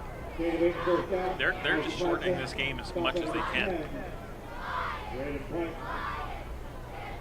And the Lions can't get off the field.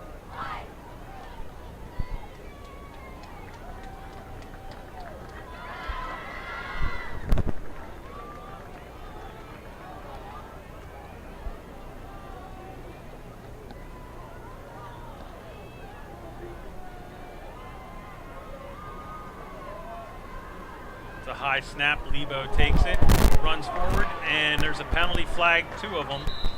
It's either a holding or a face mask. Holding.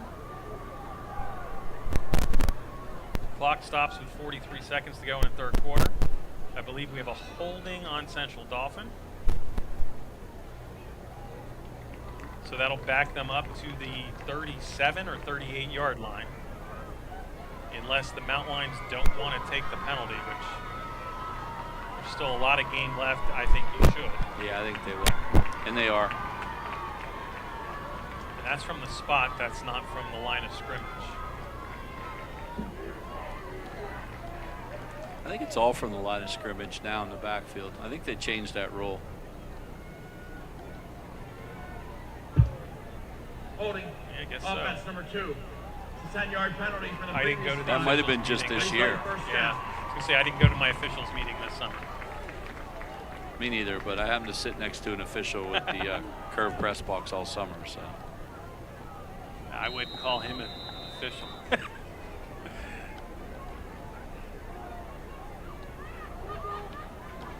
Of course I'm joking. Mr. DeLeo with your, I said that. Yeah, no, actually, it's. I do sit by him, but I sit next to John Garatana, who's the.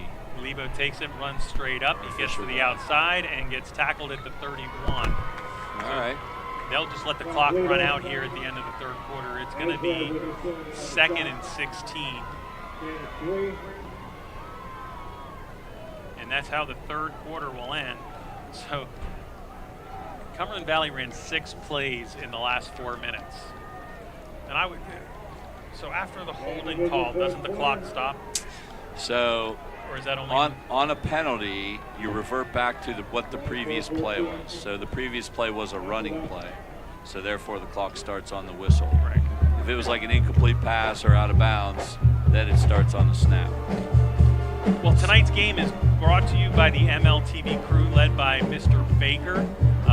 He has a group of students that completely go through, give you all their graphics, give you everything else, all the shots. I'd like to just give them some recognition. So the director tonight is Corbin.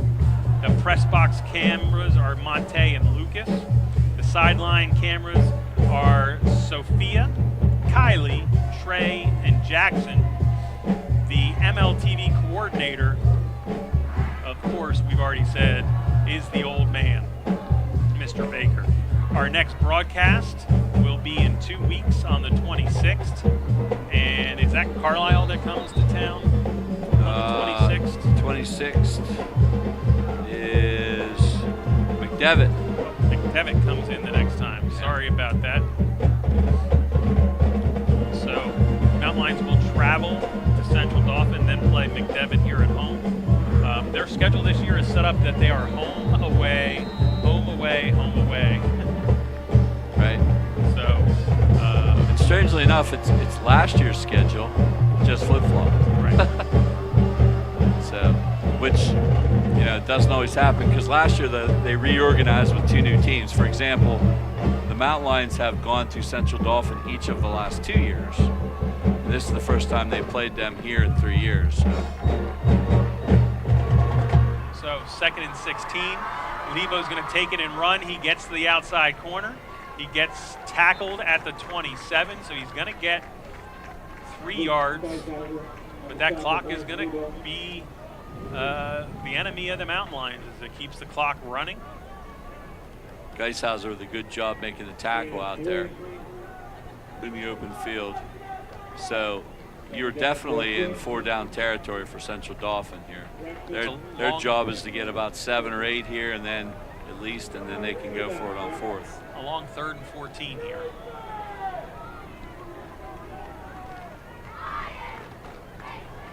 So both teams still have all 3 timeouts here in the second half. Lebo sets up. He's going to step back to pass. He's got good protection. He turns and runs. He goes through the middle and then gets tackled about the 21, 22-yard line. They'll mark it at the 21, and they stop the clock. Is there an injury? Mountain Lions down Timeout, injured player. and lost his helmet again. That wasn't Ty Clear, though, was it? I don't know who it is. So we're going to give him 7 on that run, and it's now 4th and 7. It is not Tykeer Davis. One of the Mountain Lions is bringing over. It is Geishauser. So he has to come out for a play, which since he was injured, he had to come out anyway. He'll be out a few plays. So it'll be 4th down and about 7. Does that look like about 7? So the Mountain Lions need to come up with a big defensive stop here. As Central Dauphin in 8 plays has been able to run 7 minutes off the clock in 8 plays.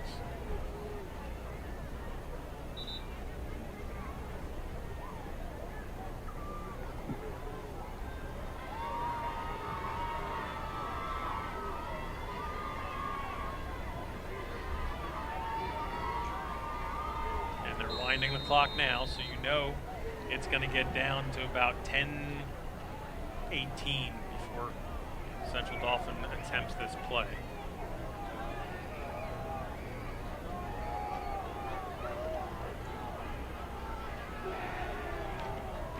The Twins to the left, wide receiver, or to the right, wide receiver. Here comes Garcia in motion, and he's just going to take the ball, go to the outside, and Lebo throws the pass, and it is caught at the 11 for a first down.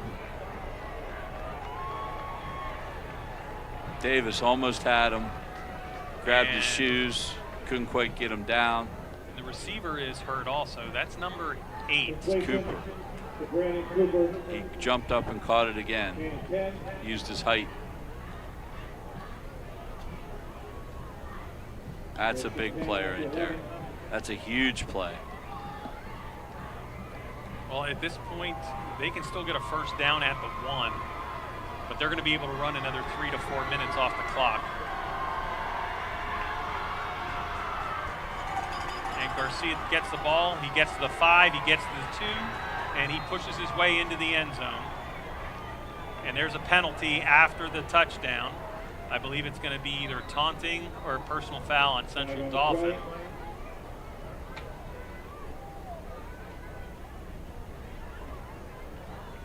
It was thrown in direction of the guys that were celebrating.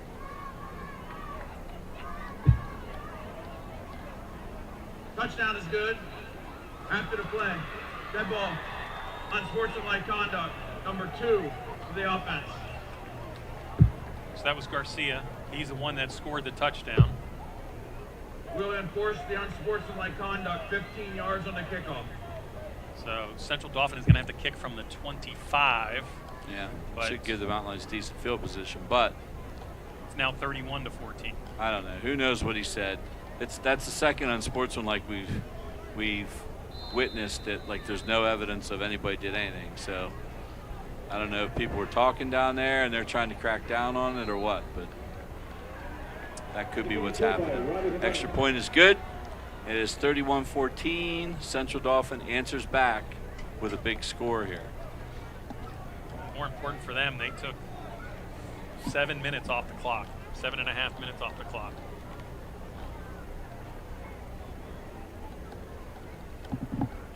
So the Mountain Lions are now down 3 scores again.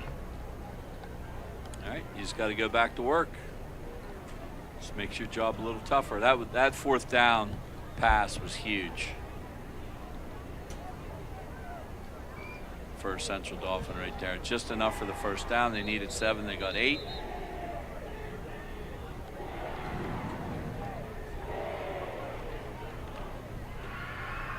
So when the Mountain Lions come out, we should see them on a no huddle. They will be moving the ball very quickly, and it's like a 2-minute offense.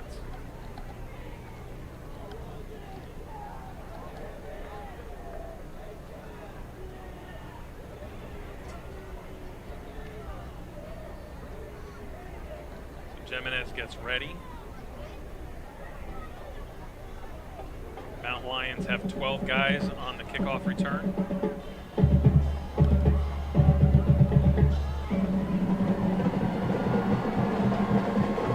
One of them runs off late.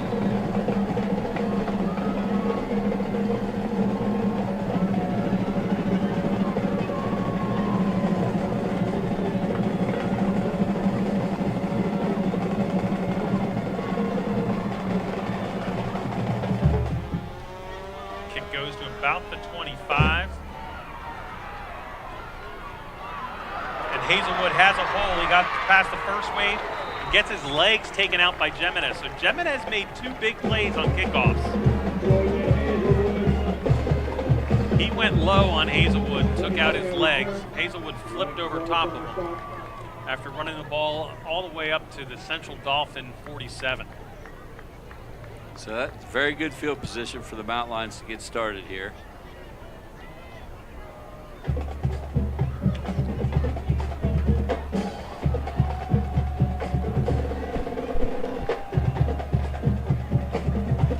.9:44 to go in the game.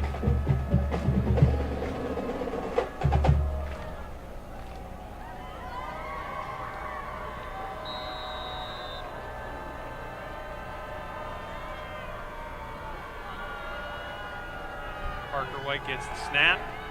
He rolls back, looking for a screen, throws it low, and I don't want to say dropped because it was at the shoestrings. Clemens just couldn't pull it in. Right, would have been a nice catch, but there were some blockers out there.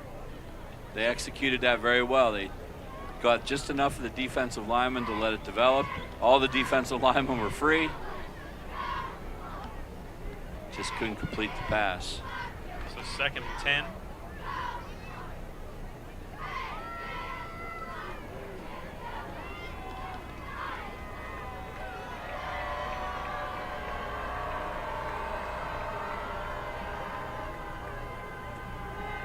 Faked it to Clemens. Parker White kept it, cut up, and he's got a lane. If he can get through, he's going to score. However, he gets caught from behind at the 8-yard line. So that's a gain of 7-yard line, a gain of 41.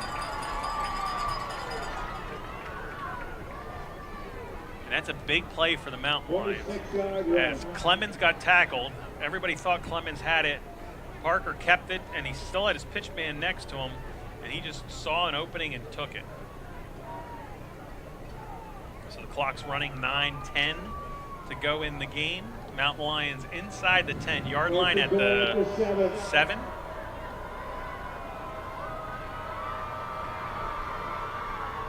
Parker White drops back, throws over the middle, and in and out of the hands of his receiver. Jarrell Baker dropped it. I mean, it was, you know, he got hit, but he could have caught that. He'd probably tell you should have had it. It was a nice pass. Just a bit behind him, but very catchable. And he threw it up in the air where your taller receiver, he goes up and gets it. That's what you want to do there. That was a great pass. I look for Clemens down here. 8:54 to go in the game. Tight formation. Clemens does get the ball. No, it's pitched the other way. And Leland Bear goes in for the touchdown.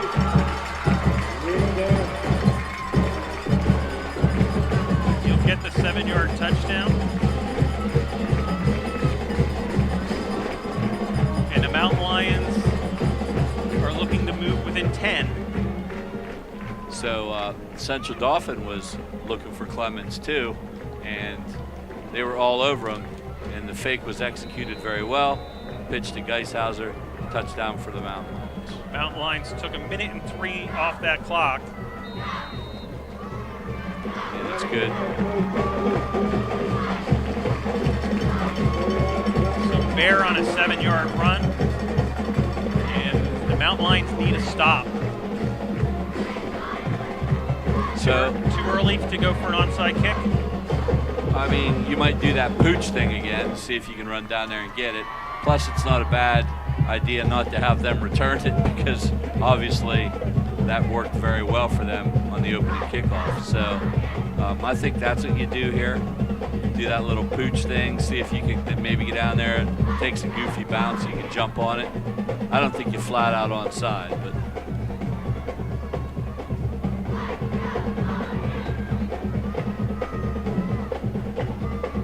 I mean, they're down 10, they're down 10 points, and they gave up a kickoff return for a touchdown, and they gave Central Dauphin the ball at like 10. So that's 14 of the 31 points right there. Like, so the defense really has not played terribly. Like, they played okay. As you said, though, that fourth down on that last drive was big. That was a big play. And 21 points is the most the Mountain Lions have scored all year, and there's still 8:49 left in the game. So offensively, they're definitely stepping it up tonight. But the 3 turnovers, that definitely hurt. There's a little pooch, and it bounced right up to him, unluckily. And he will run it out to the 40, 39. Again, I believe that was number 39. We do not have a name.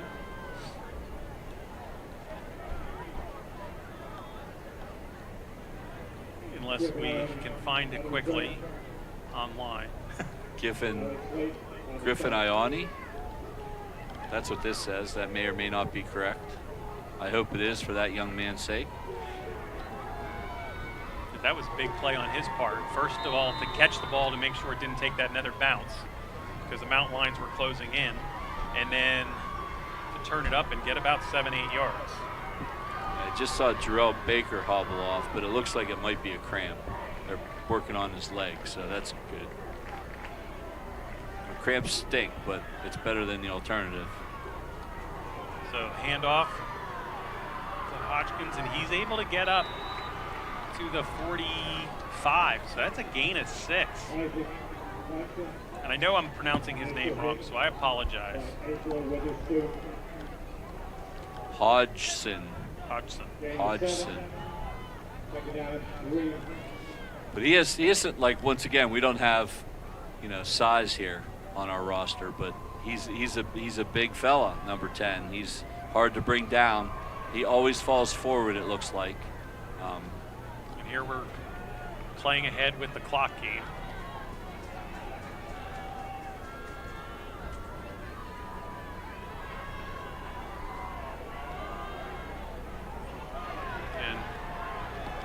Hodgson gets through down to the 44, so that's going to be a gain of 10. Another first down. So far in 2 minutes, they've run 2 plays on offense.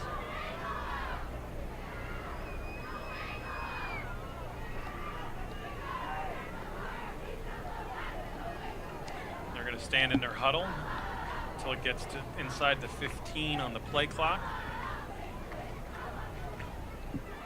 Clock is at 7:27.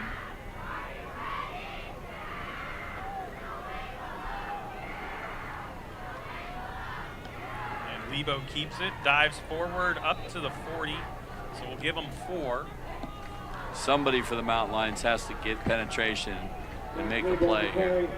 They just can't keep getting gouged for 5, 6, 7 every carry. Take a chance here.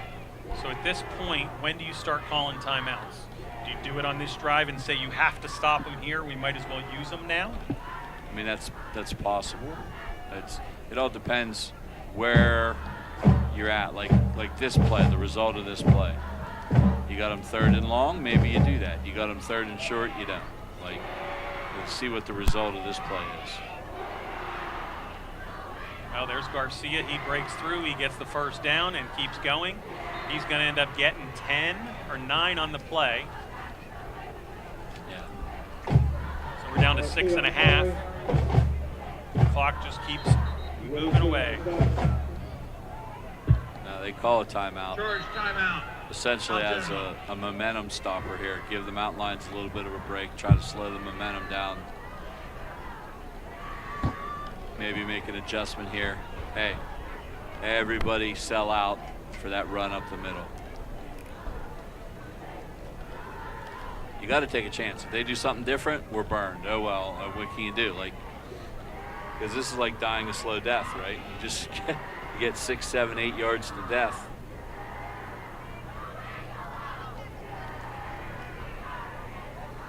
So the Mountain Lions are trying.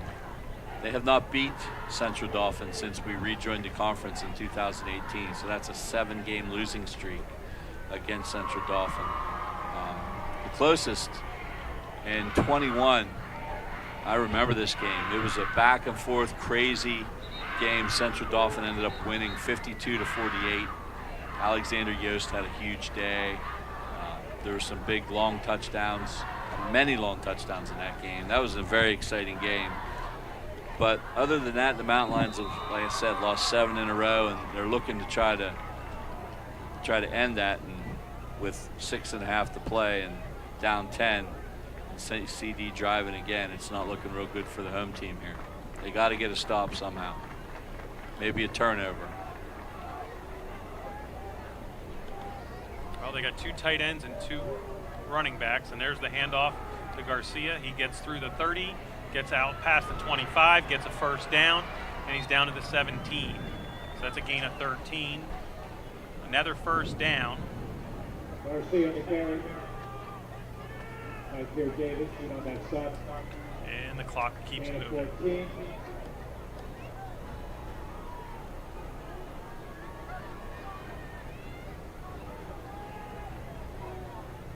Well, we knew that this is what Central Dauphin wanted to do. They wanted to line up and basically run it down Altoona's throat. Early on, the Mountain Lions were able to get some guys through, were able to make some good plays. But in these last 3 drives, it's been all Central Dauphin's running. Lebo's going to run to the right. He gets to the outside, gets past the men. He's just going to lay down at the 12 or 14. He's got to come and out. He's got to come out because his hat came off, or his helmet. That's So he has to take a play off. As they're going to put the ball at the 13, so a gain of 4.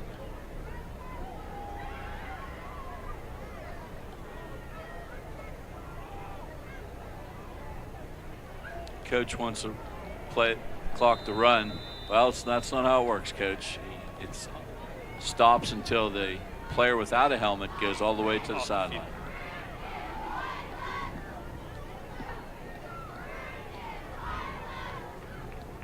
So 2nd and 6 at the 13.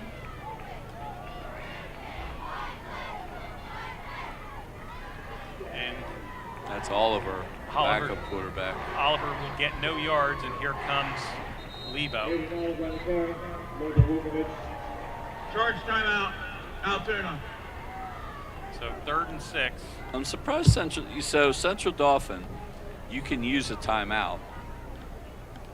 and keep your quarterback, keep your player in that In the game. loses their helmet. Yeah.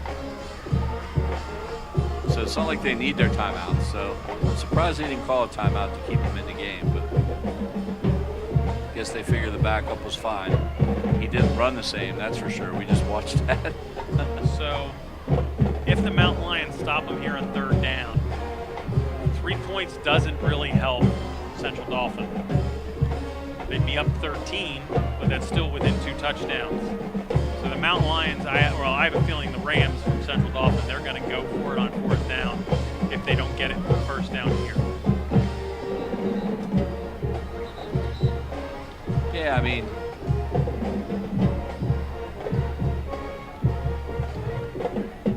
being up 13 makes you score 2 touchdowns instead of a touchdown and a field goal. But I know what you're saying. You're like, we're going to be aggressive and just win the game right here.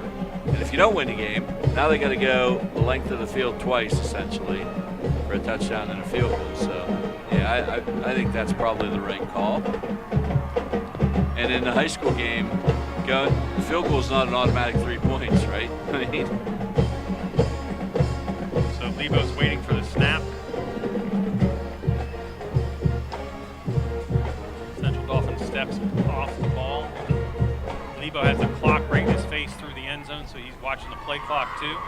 He's just going to keep it and get crushed. No gain on the play at the 13. And it's now 4th. Mountain Lions are not calling timeout yet. Finally held their ground. So they're going to let it run down. Central Dauphin actually will let it run down the full 40-second play clock, and they'll probably call timeout 1 or 2 seconds beforehand. Right.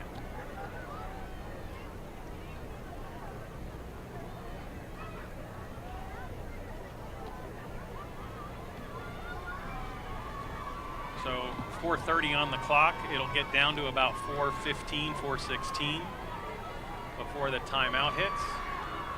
Because they're going to call a timeout. They called it a little early, so there's 4:20 on the clock. Central Dauphin's going to go to the side and discuss this 4th down. We know this would be another 30, 31-yard field goal, so we know Jimenez could hit it. But again, is it really worth just going up by 13 rather than go for it here? And if you get the touchdown, you're up 3. And they've been able to complete that big pass when they've needed to here. So they probably have all the confidence in the world to put the ball in Lebo's hands and have him make a play for you.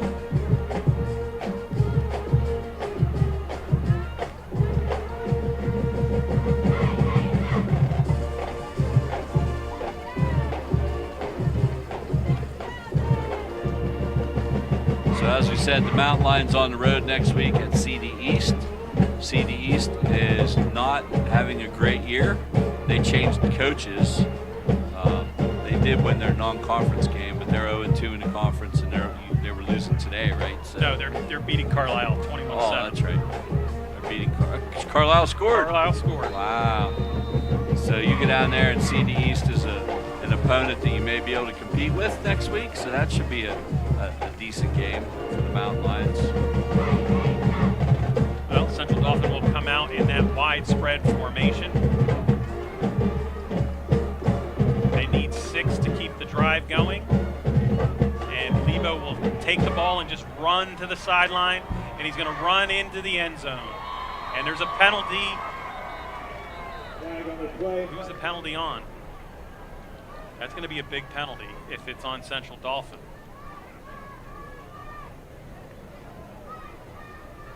Unless they call it on Lebo after the play. They call a personal foul after the touchdown.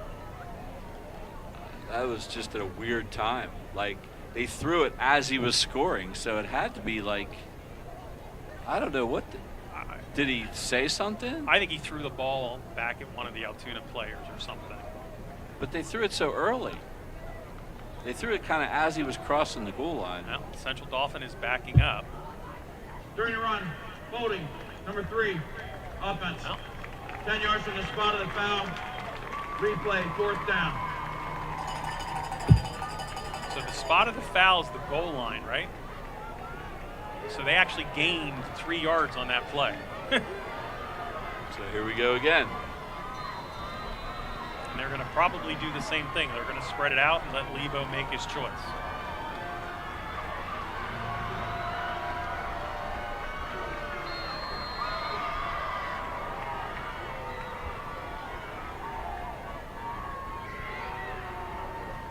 The clock is not running, so I'm not sure why they're taking so much time.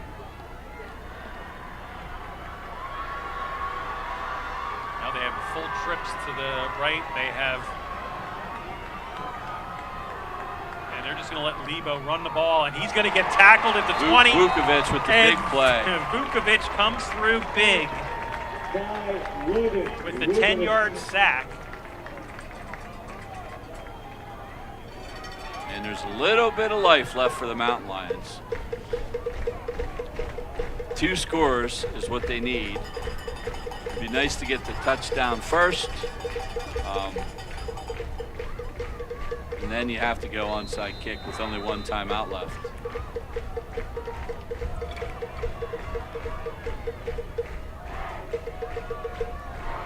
So 4:08 to go in the game. Altoona's got 1 timeout, but they got 80 yards to go. Parker White rolls, looks to throw, and throws it behind his intended receiver. That was Baker. Yeah, just threw it behind Baker. Central Dauphin is just dropping 7 on that play. They'll probably do about the same on this play. All linebackers, corners, and safeties are just running straight back.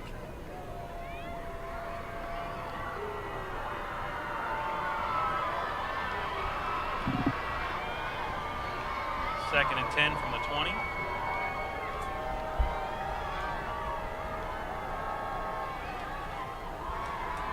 And Parker White stands in, throws deep, right in the arms of the cornerback playing center field. And that is number 5. He's going to cut to the outside, and I think he's going to go. That's the guy that ran the kickoff back for a touchdown. That's Johnson, and he was tackled at the 3 by Parker White. And Parker White's just trying to make a play there. You need to make some big plays. The only way you win this game is you make some big plays. On that prevent defense, though, it's very hard to go deep. It's very hard to go deep.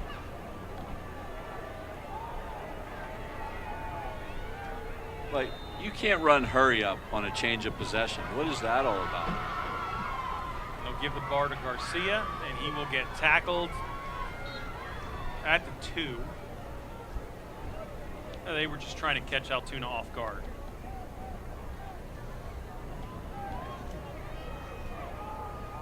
Well, I mean, you can if the officials let you and blow it right away, but the White Hat did wait a little bit of time to make sure everybody was in the right place.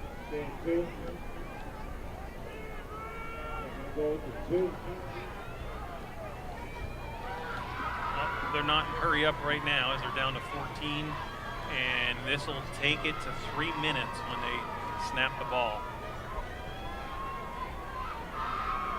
They give it to Garcia again. He gets hit. He leans in, but I don't think he got there. He got tackled about the half-yard line. So we're going to give Garcia 1.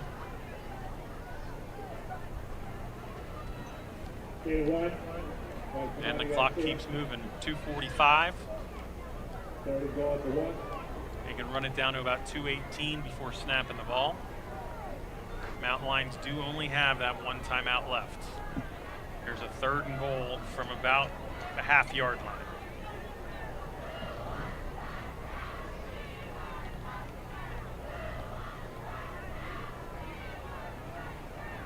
Come out in that same overload formation. Give it to Garcia. This time he leans his way in, and that's close. He did get in. Number 2, Garcia. And that will make the score now 37-21. With 2:15 to go in the game. And CD did not turn the ball over one time tonight. That was a big difference. The Mountain Lions turned it over, what, 4 times? And 2 interceptions, the fumble, and then they turned it over on downs. Which may have also been a fumble. I'm not sure who recovered that, but yeah. So that 4 turnovers is not a recipe for winning, that's for sure.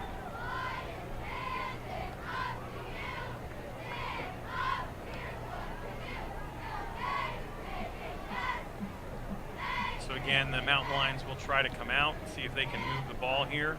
Last 2 minutes, I think they're going to have some player changes in the lineup. There's a lot of numbers out there that I haven't seen on offense much tonight. So they might be going with a full, other than Hazelwood, right? He's out there. Yeah.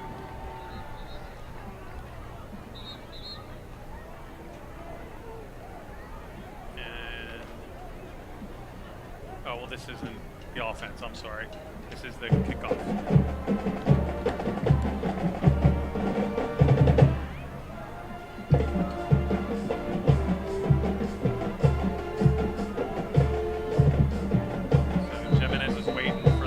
He gets it.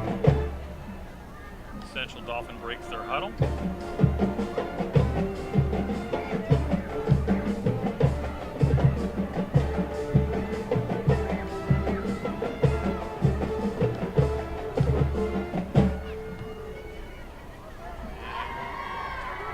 It's kicked and bounces into the end zone. Hazelwood lets it go. So you saw some positives and you saw some negatives. So take the positives, wrap them up, learn from the negatives here, and go down there next week and play a team that hopefully you can come away with a W in CD East down there in the Harrisburg area. So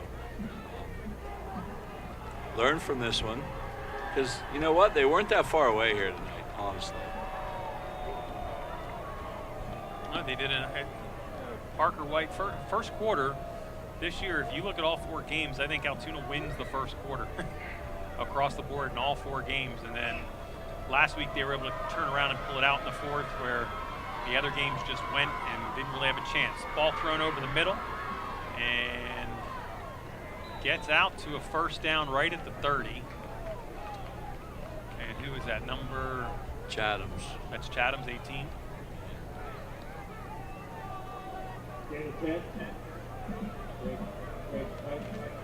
So they set that ball awful quick.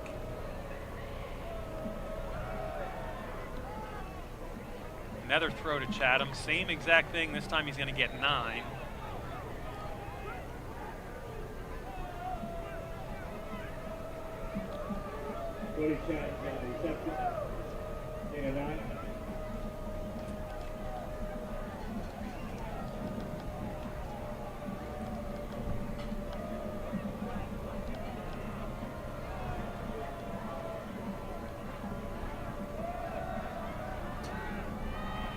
Screen just couldn't develop. Not enough time to get it out to Clemens. And as you saw, Central Dauphin dropped almost their entire team. They only had a 3-man rush on. As one of the linemen actually dropped back. So it's going to be 2nd now. Oh, no, I'm sorry, it's 3rd and 1. Rush comes right through. Parker Wright is just going to run away, get out of bounds. After, that was a real late slide. He slid into the bleachers over there. Where are they going to mark him out?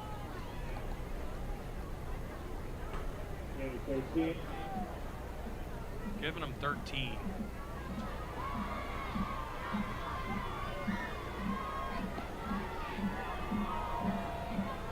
They still don't have the ball set, and it's And the clock. 17 already. And they usually give him time on that. Yeah, there he goes. Good job, Mr. White Hat. If they don't get the ball set by 25, a lot Now of they're times going to blow it dead because they want 25 on the there's play the clock. 25. Because if the ball's way out of play and they don't get it set by 25, they usually put 25 back on the play clock. And that was thrown a little bit behind the receiver there. Yeah, I think he had to get it on him exactly because of the seam, that seam route there, but he ended up getting a little behind him. If you lead them too much of those things, they get picked with those seam routes. So.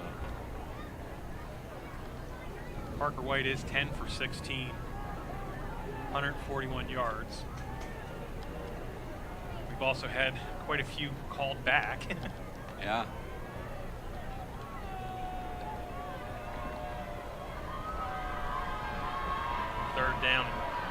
Second down and 10. That one was again thrown behind. Is that Chatham's? That's Chatham's, yeah. And Johnson again playing center field, try to come up and make a play. I think he's hurting a little bit. That wasn't My Johnson. timeout. Injured player.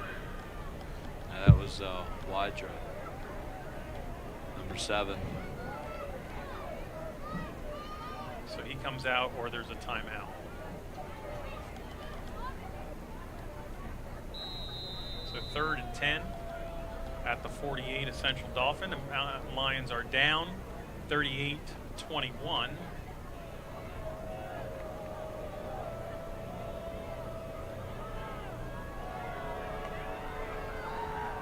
Screen set up, and again, he's been throwing it short on that screen pass. So 4th and 10 at the 48. The Mount Lions need to get to the 38 to keep the drive going.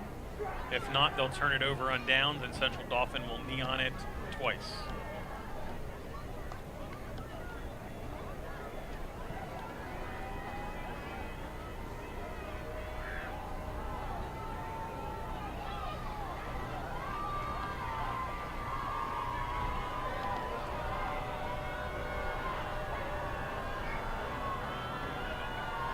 Parker White drops back, turns, he's going to roll to the right. Now he comes back to the left, and he changes his feet, throws it up, and Baker comes back, and is it a pick or is it a... They're fighting over it. Which way are they calling it? If they call dual possession, it'll go to Altoona. No, they called it interception.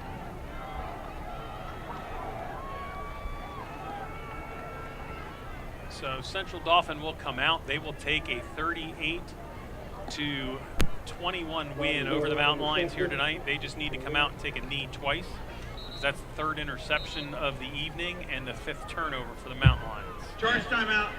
Central Dauphin. Once again, I would like to thank the MLTV crew. They do a great job bringing you everything here, the graphics, the camera work, and getting things straightened out with us. So the director, Corbin. Press box, again, is Lucas and Monte. Sideline cameras, Stephanie, Kylie, Trey, and Jackson. And, of course, Mr. Baker leads the way. So Mount Lions looked good in spurts, made too many mistakes. There wasn't as many penalties in the second half, but they turned the ball 3 times in the second half. Yeah, turnovers and penalties overall is the story of the game. They lost, they're down 17. They're going to end up losing by 17 here, but honestly, they were closer than that. I mean, so it's the little things, you know. 0 turnovers for Central Dauphin. A few big 4th down conversions. So Central Dauphin did the little things that it takes to win football games. The Mountain Lions just didn't quite do the little things tonight. So.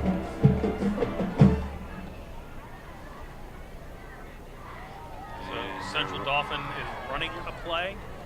They have a backfield. I don't know if everybody up front. There's a couple guys the same, but most of them look like they're new. So they will run one play there, go for about 5 yards, 6 yards, 2nd and 4. They don't have to run another play if they don't want to. It could be over. And they're not going to run another play, it does not look like. So the final score tonight here at Mansion Park, Cumberland Valley Rams, 28. And of course, they're coming out with 9 seconds left. Are they going to run a play? Quarterback looks for the ball. 3 seconds. There's the snap. There's the handoff. And the runner is tackled after maybe 1 or 2 yards. And Cumberland Valley, or not Cumberland Valley, Central Dauphin wins by the score of 38-21. The Mountain Lions fall to 1-3. Central Dauphin moves to 2-2. And again, Mountain Lions will be on the road next week going to Central Dauphin East. So we'll see you back here in 2 weeks when McDevitt comes to town.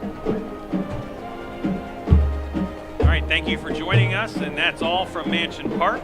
We will see you on September 26th against Bishop McDevitt.